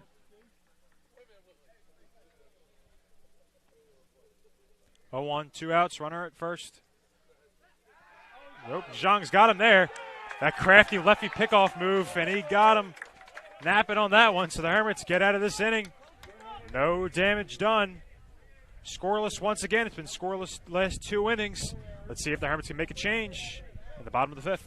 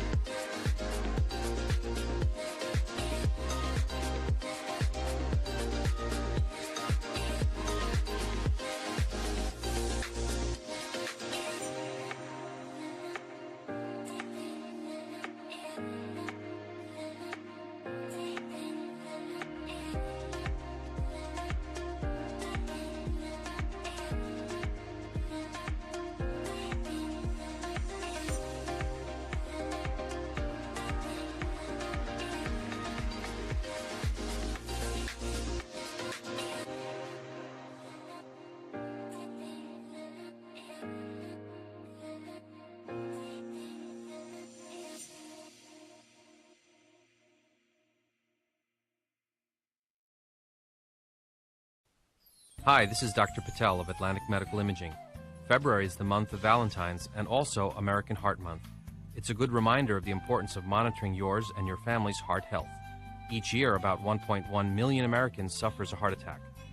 At Atlantic Medical Imaging, we perform a revolutionary imaging exam called coronary CT angiography, a dramatic breakthrough in the detection of heart disease. Coronary CTA is a non-invasive. So an update here. Right now in the game between St. John Vianney and Pingree. St. John winning right now 13-11, so a shootout over there. The winner of this game will play the winner of them in the South Jersey semifinals. It'll be the top of the order up for the Hermits. 1, 2, 3, Taylor, Ragsdale, Weingartner in this bottom of the 5th. So definitely a great opportunity here for the Hermits to put up some runs against a Notre Dame pitcher who's been dealing the last few innings. I think if you're the Hermits, this is the inning you want to score. You don't want to stretch this out to 6 or 7 where anything could happen. You want to get runs now. You want to be able to take the lead now. Top of the order coming up. This is a great opportunity for them right here. If you're the Hermits, you're going to need something to get this pitcher out of his groove. He's been in a groove lately, and they're paying the price of it. They're going to need something to try and get him off that and get in his head a little bit, rattle him. Just swing and miss from Taylor on the first pitch of the at-bat. Hermits hitter's been aggressive, and that's part of the reason why Kepler's pitching number has been so low. He's at 57 now, another swing and a miss. You know, when you're swinging early, I mean, it can work out when you're hitting the ball, but when you're not, you're just helping the pitcher out. Yeah. And even though we've seen Notre Dame be aggressive, they haven't chased a lot of pitches, which is the reason why Hermits pitchers Marco and Holden have thrown so many pitches in the innings they've pitched. Like you were saying, Vinny, they're playing aggressive, but they're playing very smart and playing smartly aggressive. 1-2 count to Taylor. And the pitch. Flies that one up into right center field. Center fielder calls for it, and he makes the grab. So Taylor flies out, 1 out in the inning. That was a pretty good grab again there by the center. Making two pretty good plays. Good communication there to call off the right fielder. Obviously, he had the better view of it. You know, a little easier to catch it running that way.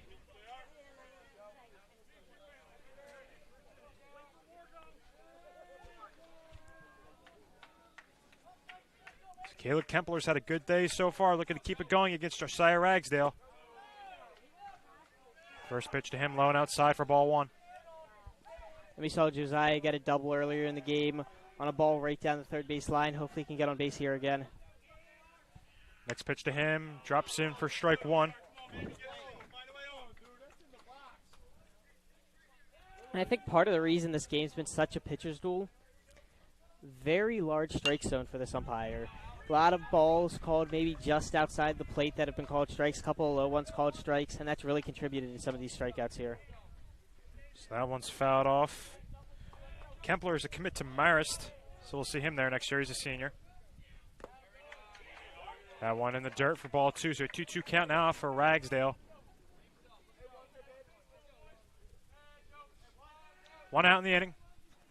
Kempler in the windup and the pitch. In the dirt again, full count. Good fight here from the Iona commit Ragsdale. Looking to get on base. Another good base runner with a lot of speed. Had a double earlier. Looking to stay hot. And the pitch in the dirt. Ball 4. So Ragsdale walks, and that's all you need to hopefully get the pitcher out of his groove. With Ryan Weingartner now up to the plate. And that's good just to get a run on base. Maybe rattle pitcher a little bit. Weingartner's coming up now, one of the Hermits' best hitters. Hopefully able to get something going here, a little bit of a rally. We'll see what happens. Maybe make up for his last at bat. You know he's a little mad that that shot in the left center field was robbed last time. So hopefully put a little more oomph on it this time, get it out. That'd be ideal. So 1 out. Ragsdale with big lead over at first. Half swing from Weingartner. It'll be strike 1. It'll be interesting to see. Obviously, Ragsdale's taking a pretty big lead. It'll be interesting to see if they send him with having 1 out, or if they try to hold him, wait and see if Weingart can advance him, or what happens there. I think a good chance he's stealing, as you see Kempler throw back, trying to just keep him on his toes. Yeah, and Josiah, one of the faster players on this Hermits team. You got to think his goal is to steal second right here, get around here in scoring position for Weingartner. 0-1, 1 out. Weingartner ready in the box, and that one's going to get by, so Ragsdale is going to get, well, he's thinking about third, but he'll stay at second. Yeah, the catcher couldn't find it, Becker couldn't find it at first, but luckily got it in time before Ragsdale could advance anymore. Yeah, it took an awkward bounce off of him, came over here to the left side. Catcher wasn't able to see where it was at first. Allowed Josiah to get over to second, no problem. We talked about Josiah's base running, which I do believe, I might be mistaken, but last year during the state playoffs, he was the one who stole home, Yeah, in the Red Bank game, the Hermits were down 5-0, I think, and made a huge comeback, and Ragsdale ended up in the last inning stealing homes, tied it up, sent it into extra innings. Then Kyle Neary, who got hit in the face by a pitch earlier in the game, had a walk-off double. That one in the dirt once again. Good stop by Becker. He's going to throw it over, and it's going to get over the head of the shortstop. And Ragsdale's going to get himself over to third. So Ragsdale showing that base running savvy, and he's got himself over at third base for Weingartner. 1 out in the inning, 2-2 count. And that's what the Hermits needed. Haven't been able to muster a decent amount of hits. So you make up for that with some great base running to get runners into scoring position. Kempler now in a tough situation, and called strike 3. That's what he needed. Weingartner goes down looking, a huge pitch there from the Marist commit. 2 outs now in the inning for Kyle Neary. We have been being fairly smart with our base running too, as you saw if you were watching the Diamond Classic game. We got picked off twice off trying to taking too much leads at second. We're keeping it very smart here. First pitch to Neary, low for ball 1, and I think if you're Rags, they'll be ready here. A couple balls have gotten by the catcher this inning. I wouldn't be surprised if something in this at-bat gets to the backstop, and I think you're sending him with 2 outs. And Neary takes that one for strike 1. The bottom of the 5th now. This game's still tied. It's been a fun one so far in Richland. And that one gets by in the dirt. And it's going to be not in time. Ragsdale scores. I called it Tony Romo style. And a great job right there. Great job right there by Ragsdale. Always ready. Great call there, Jimmy. You said that a couple balls had gotten by. We saw another one right there, and Hermits were able to take a lead off of it. Yep, there you go. Good things happen. Sometimes you don't even need to put the balls in play for good things to happen. Shows the Ragsdale, the bad overthrow gets him to third, and then the wild pitch gets him home. So, a couple mistakes, and the Hermits had the lead once again. And the Hermits' last 3 runs have come in innings where they haven't gotten a single hit. Yep. That's something crazy to think about, but it shows. That's how important base running is. It's very important, and it shows how versatile this team can be. When the bats aren't working, they find other ways to score. 2-2 to near eye. Pops that one up. Shallow center field. Center fielder charges, and the right fielder makes the grab. So that almost caused some problems, but Notre Dame able to make the out. So, once again, no hits, but the Hermits get 1 run in with Ragsdale stealing home, and they got the lead back, 4-3. 6th inning, time's running out. Notre Dame's got to do something quick. Toyota of Vineland, family owned and operated for over 30 years. We have the cars and trucks you need at the price you want. Toyota of Vineland, family owned and operated for over 30 years. We have the cars and trucks you need at the price you want.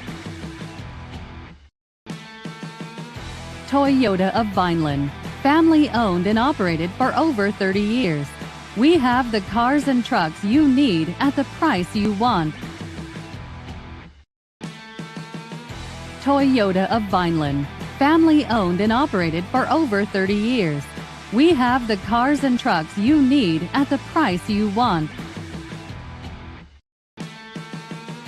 Toyota of Vineland, family owned and operated for over 30 years. We have the cars and trucks you need at the price you want.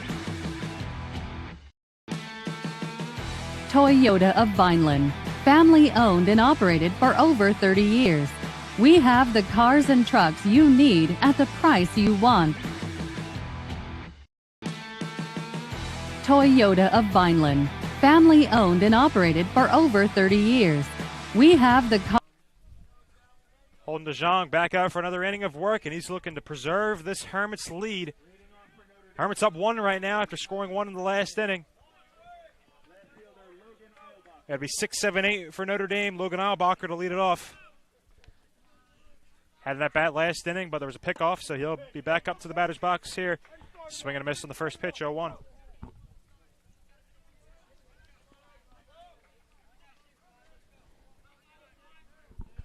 We got an update. CBA is winning against Red Bank Catholic right now in the 3-6 game. See, knock on wood here, but they really have not been able to figure out Holden's different pitch changing and pitch selection.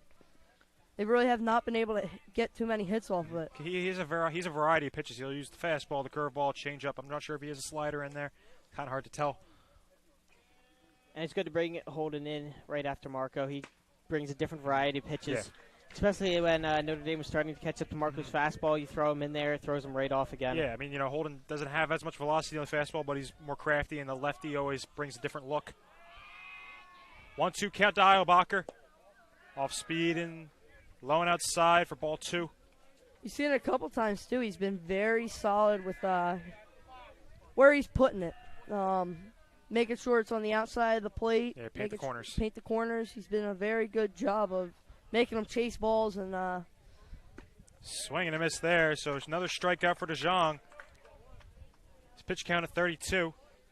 So, I mean, top of the 6th, so we'll see what happens. But we'll see if they want to keep him in for one more inning or if they want to go to the closer, Weingartner, next inning. That's up for Coach Bylone to decide. I could see, I could see it making sense going either way. And Weingartner's been pretty untouchable all year. But you're playing the hot hand right now with DeJong. You can go either way.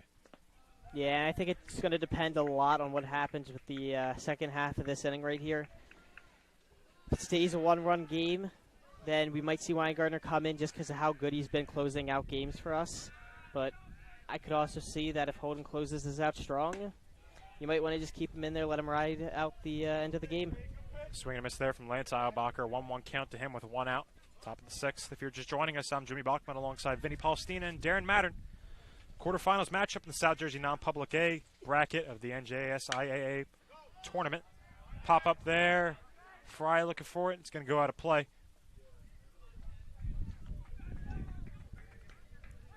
Thank you for joining us here today. We got a good one here in Richland.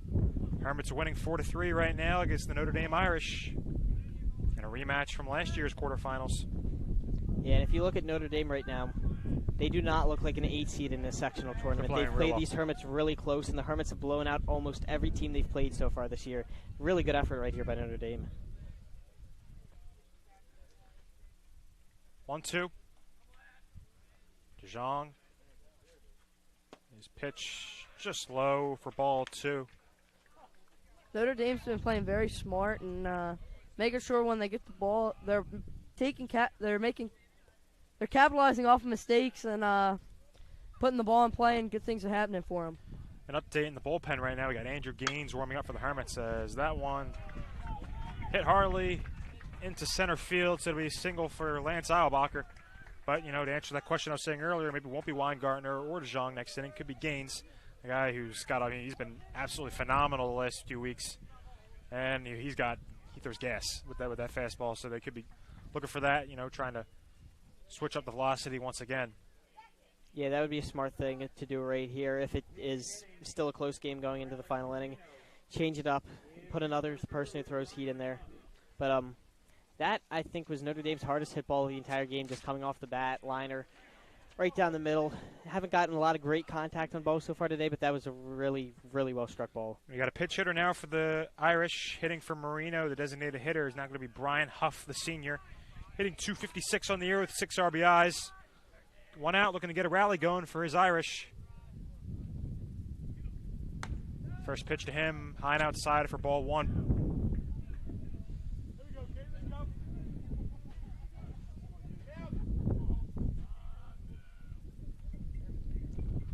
Holden looking to get out of this 3rd inning. That one called strike 1. He's done a good job getting ahead of a lot of counts, a lot of 0-2, 1-2 counts. Definitely makes life a lot easier with when you're the pitcher, because it puts a lot more pressure on the batter. Yeah, he's done a really good job of that. I don't think there's really been one where he's been far. And there you go. There's another pickoff move, and it's successful. He's 2 for 2 today. As Eilbacher is thrown out at first. You got to watch out. That lefty pickoff move is just, it's dirty. I remember playing first base back in the day before I retired, and I always had this one lefty pitcher, and it was always a pain being the first baseman because I never knew it. It tricked me sometimes. Yeah, that lefty pickoff move is so good, and that's been a common theme by Notre Dame here. They've gotten picked off twice, but it could have been a lot more if a couple of the throws were better. They've missed on a couple of them. They've taken some really good leads, and they just haven't gotten back in time. And that's really killed them so far today. That curveball drops him for strike 2. So now 2 outs. 1-2 is the count to Huff. Nobody on base for DeJong. This will be pitch number 40. Batter calls time. So Fran's also done a very good job of framing the ball, making sure if it's a little low, a little outside, he's getting it back inside and making it look like a strike. So still 1-2 to Huff. DeJong with the pitch. Just high, ball 2.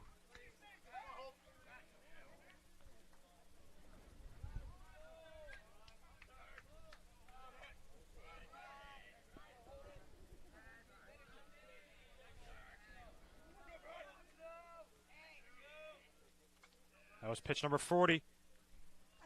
2-2 now once again. That'll be full to Huff. So 3-2, 2 outs. Top of the 6th inning. Notre Dame's only got 4 more outs to work with. If they want to have a chance to pull off the upset and move on. Whenever this game moves on to the semifinals in the South Jersey Non-Public A. DeJong's pitch. Called strike 3.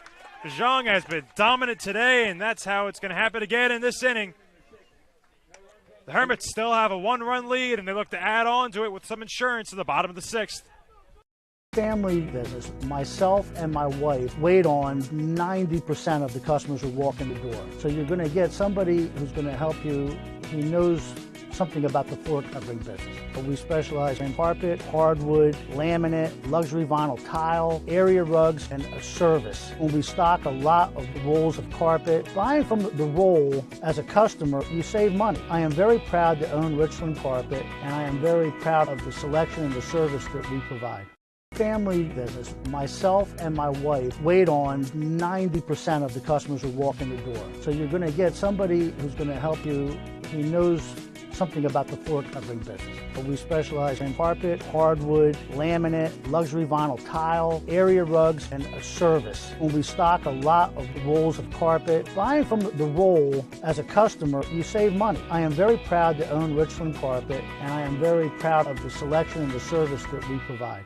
Family business. Myself and my wife wait on 90% of the customers who walk in the door. So you're going to get somebody who's going to help you.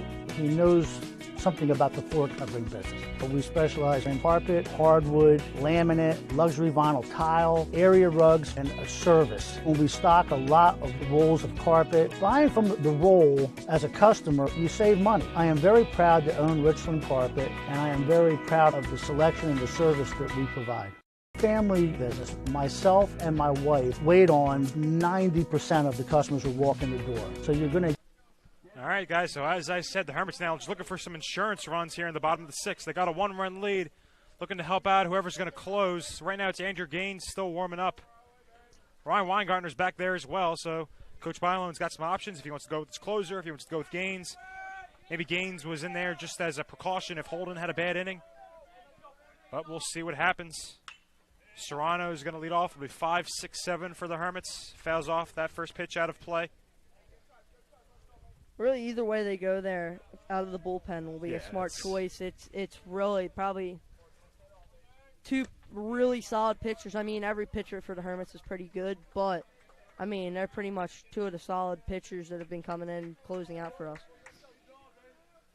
It's Kempler in his sixth inning of work. Serrano grounds that one, and it's going to get through, so he's got himself a single. Good job from the sophomore's first hit of the day. So it'll be Dorsey now up. And Serrano's another one who could try to steal second here, one of the faster Hermits on this team.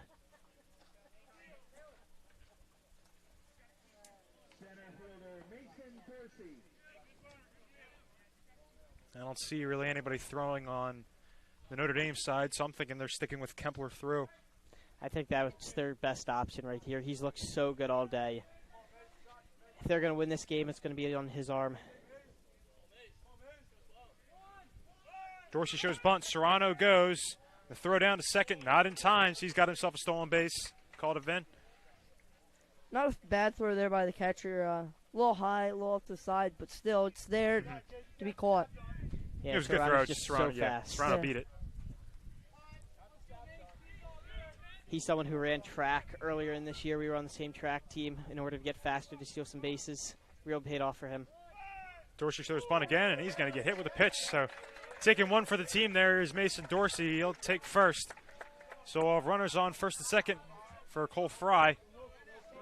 These are two very dangerous base runners. As you saw it before with Mason getting the first off third strike that was not caught, stealing bases, and then you saw Serrano stealing bases. So two pretty dangerous people on the base.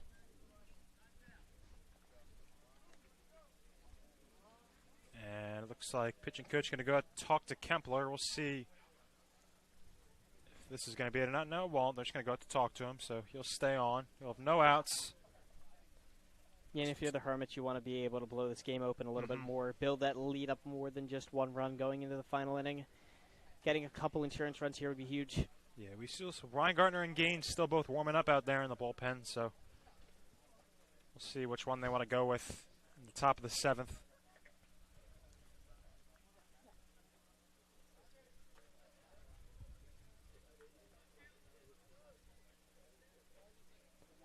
As a pitching coach, they're definitely coming out trying to calm him down, especially try and remind him that he's been pitching very well, make sure he still sticks with it, doesn't get distracted, doesn't get thrown off. Yeah, I think he's going to throw strikes right now. You know, he's hit Dorsey with the pitch. He just want to, you know, he's had good fastball all game. 81 pitches now. As Fry shows bunt, pulls it back, but yeah, 82 pitches now. I mean, definitely starting to get a little tired. He's worked hard all game. Yeah, and that pitch counts per inning has steadily rose the last 2 innings. He's definitely thrown more pitches than he had in the couple before that. He was dealing there for a little bit. Fry shows bunt again. He gets it down. It's a good bunt right there. Both runners will advance, and Fry's going to get himself an infield single. There was a bouncer, and the catcher was able to grab it, so the bases are now loaded. It was a really weird bouncer. That ball, most balls when they are hit on bunts, they respond with topspin when they hit the ground. That one, it looked almost like somebody threw a knuckleball right there. It didn't spin at all, just sat up in the air, and it really threw both the catcher and the pitcher off guard. They both went for it. Neither of them got it and dropped down, and now they got bases loaded. It looked like it was one of those when it was off the bat. It looked like it hit right in between the grass and the dirt, which I think affected some of the spin on it. Threw both of them off a little bit. Swing and a miss there from Myers. Bases loaded for him. No outs.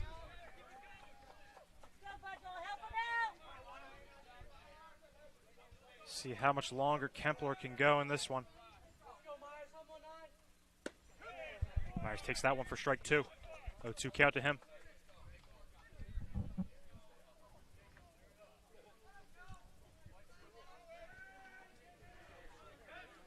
Had a great game so far here in Richland. Hermits looking to close it out, add some more runs before they advance to the top of the 7th. Myers pops that one high into the air, into the infield. Infield fly called.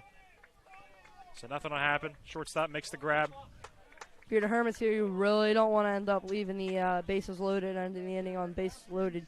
You want to at least try and drive one of them in, if not more. So Austin Sofran now up. You got to think the goal here at worst is just to get another sacrifice fly, deep ball to the outfield, see what happens with it. Just at least get one insurance run here. You don't want to go into the final inning with a 1-run lead. Sofran takes that one in the dirt. Good block by Becker. And they'll call it as a swing, so it'll be strike 1 against Sofran. But Serrano's got speed over at third, so once again, like we saw with Ragsdale last inning, anything that gets by the catcher, good chance the Hermits are scoring a run.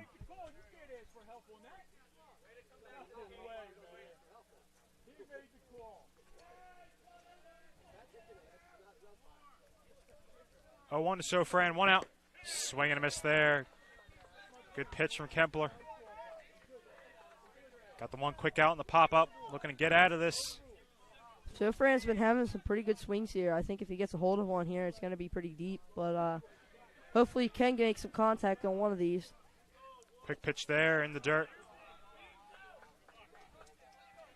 Looks like Kemper might have been throwing the Hermits off a little bit with some of the quick pitches here. He's definitely been turning and firing them really quickly. Yeah, you can tell how he moves his leg. That one kind of just drags the leg, doesn't take the full step. 1-2. And called strike 3. Another huge pitch for Kempler. Sofran goes down looking. And Sofran just watched that one go right into the strike zone. Kind of just froze him a little bit. Ryan Taylor now up the leadoff guy. He has 6 home runs on the year, leads the team in RBIs. So with the bases loaded, he's the guy you want up. This is a big moment right here in this game. First pitch of Taylor, he takes for strike 1. He's been aggressive most of the game, swinging at those. Looks like he's being a little more patient now, waiting for his pitch. 91 pitches now for Kempler. And the next one also called for a strike. Ryan Taylor has always been one of those pretty athletic kids. I know in 8th grade where he went to the same school as me. He was always basketball player, baseball player, soccer player, kind of all over the board. Very athletic. And that one called strike 3 on the half swing. So what an inning there from Caleb Kempler. He gets through that one, gets the bases loaded, and then a 1-2-3, no runs scored. Looks like Holden DeJong's going to come back on the mound for the 7th inning. Hermits are going to close this out in advance. Notre Dame's got one more chance. We'll see what happens right after this. Toyota of Vineland, family owned and operated for over 30 years. We have the cars and trucks you need at the price you want. Toyota of Vineland, family owned and operated for over 30 years. We have the cars and trucks you need at the price you want. Toyota of Vineland, family owned and operated for over 30 years. We have the cars and trucks you need at the price you want. Toyota of Vineland, family owned and operated for over 30 years. We have the cars and trucks you need at the price you want. Toyota of Vineland, family owned and operated for over 30 years. We have the cars and trucks you need at the price you want. Toyota of Vineland, family owned and operated for over 30 years. So top of the 7th inning now. Notre Dame's got 3 more outs to work with. They're down 1 run, 4-3. We got a great game here. Quarterfinals, both of these teams trying to move on. The loser sees their season end. Holden DeJong will still be on the mound for the Hermits. We saw Gaines and Weingartner both warming up. But the Hermits going to stick with the hot hand in DeJong. I'm interested to see if Notre Dame will show bunt at all, see if it throws Holden off like it did Marcos. See if you can get anything, throw Holden off. Pretty much they just need something to throw him off and see what happens. Another pitch hitter here. They just got to keep getting the ball in play. It's worked for them earlier in the game. They got to keep doing that now. It's their only chance they got. Another pinch hitter here for the Irish, David Olenchalk, number 16, the junior, as he takes ball 1, hitting .300 on the year with 6 RBIs.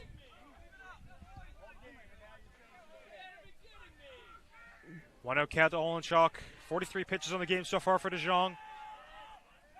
He's been phenomenal so far. He's not allowed to run yet, as that one's high for ball 2. We haven't seen a lot of 2-0 counts by Holden. You got to wonder if maybe a little bit of fatigue. He's already pitched 4 innings. The coaches are going to be quick to take him out. I think if one guy gets on base, I have a feeling Gaines or Weingartner's coming in. 2-0. That one called strike 1. Good pitch on the outside corner. I think one of the good things with Holden is he's able to keep control even when things start to slip away a little bit. Yeah, that's what we got when you got a senior on the mound. Yep. 2-1 to Olenchalk. Half swing called. Umpire asking for first base. Umpire's opinion. He's going to call it a strike, so half swing. 2-2. It looked like the first place ump was shocked. He pointed it in the first place. It looked like it was going to be a strike even if it wasn't a swing, but. Yeah, I'll take it. Yeah. 2-2 now for Olenchalk, though. Low. So it'll be full count.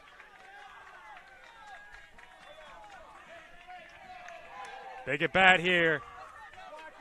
Notre Dame looking for some life. Zhang in the windup and the pitch. Swing and a miss. 1 down, 2 to go for the Hermits. DeJong goes to the fastball, and he gets Olenchalk down swinging.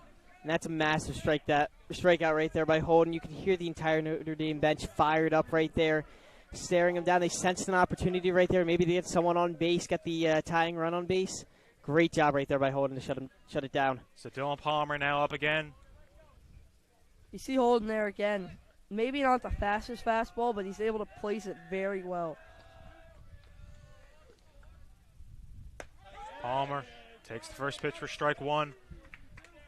As you've seen during the game, Palmer has been pretty dangerous at bat. See if especially if he gets on base. Yeah, see if Holden can shut him down here. 0-1, 1 out. That one grounded hard into center field. So Notre Dame's got the tying run on base. And it's a good base runner in Palmer. So Palmer's a really good contact hitter. He's made contact every at-bat pretty much this game. And once he gets on base, he's just so dangerous. He's so fast, really quick on the base path, and he's going to be a pain for the Hermits to try to deal with in this final inning as he represents the tying run right now. So Wargo now up. See how aggressive Notre Dame wants to be with Palmer. A pretty small lead over at first as DeJong throws back, and that's why, because DeJong's already picked off 2 base runners at first for the Irish. So. Yeah, but if I'm DeJong right there, I don't want to be worried about the base runner that much. I'm focusing on the batter. There's just 2 more outs. You can see they're going out to talk to him right there after that pick attempt. He didn't really have much of a lead, and he still threw over. Hard part here pitching, especially in high school is you have a lot of difference in size. Where if you have a shorter guy, it's a lot smaller strike zone to hit, a lot easier to hit off of, not so much, but it's a lot smaller strike zone, a lot closer to the barrel. Whereas if you have a tall guy, it's a lot bigger strike zone, a lot more area to pitch at.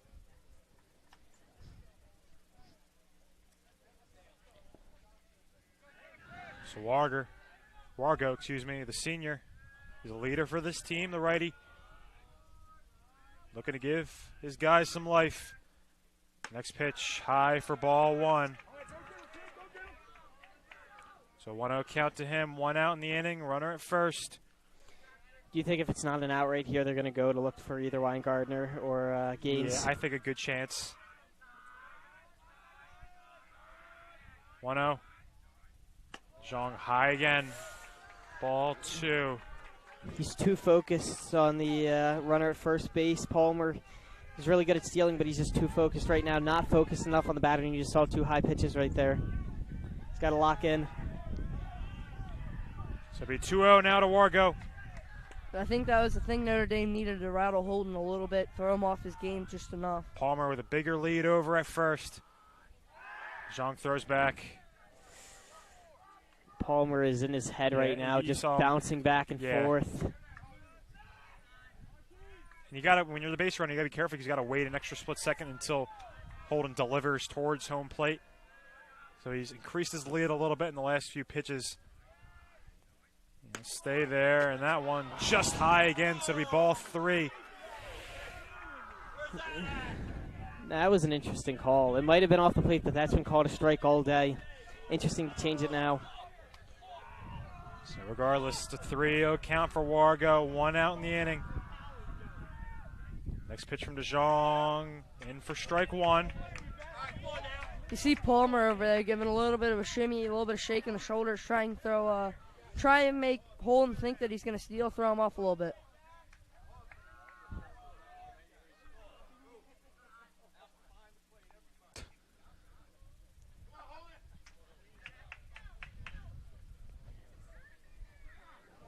So tension's high here in Richland. A lot of energy here in this crowd and in both dugouts. Yeah. Yep, we got a playoff, a semifinals berth on the line. 3-1 count to Wargo. That one inside corner, called strike 2. It'll be full.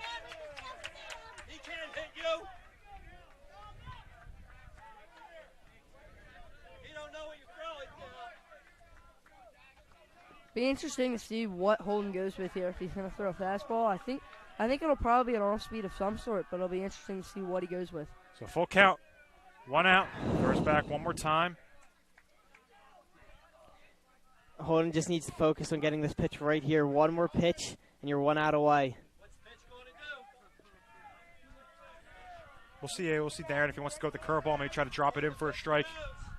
Seen him have success with that a couple times. Or if he might try and pick it off, pick a corner with the fastball and see if he can get him swinging. Kicks and deals. And the pitch, swing and a miss. DeJong goes with the fastball, 2 strikeouts in this inning, and he's 1 more away from moving the Hermits on. And from a 3-0 count to a strikeout, great job by Holden right there. 3 really good pitches on the strike zone. Great job. So Brendan Bucher now, the last hope for Notre Dame. DeJong looking to get through this last inning. 2 outs. And the pitch in the dirt for ball 1. Bucher's been solid here, too, with getting the ball in play. Definitely a threat.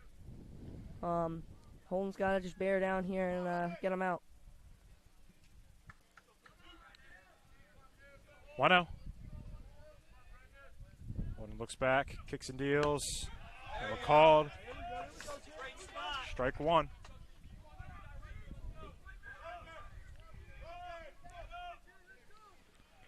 So 1-1 count now to Bucher. Notre Dame sees it on the line. Next pitch, curveball, hit lightly over to third. Myers handled it, makes the throw over to first, and it's in time. So the Hermits are victorious in this one. Your final score, Prep 4, Notre Dame 3, and they are moving on to the South Jersey semifinals.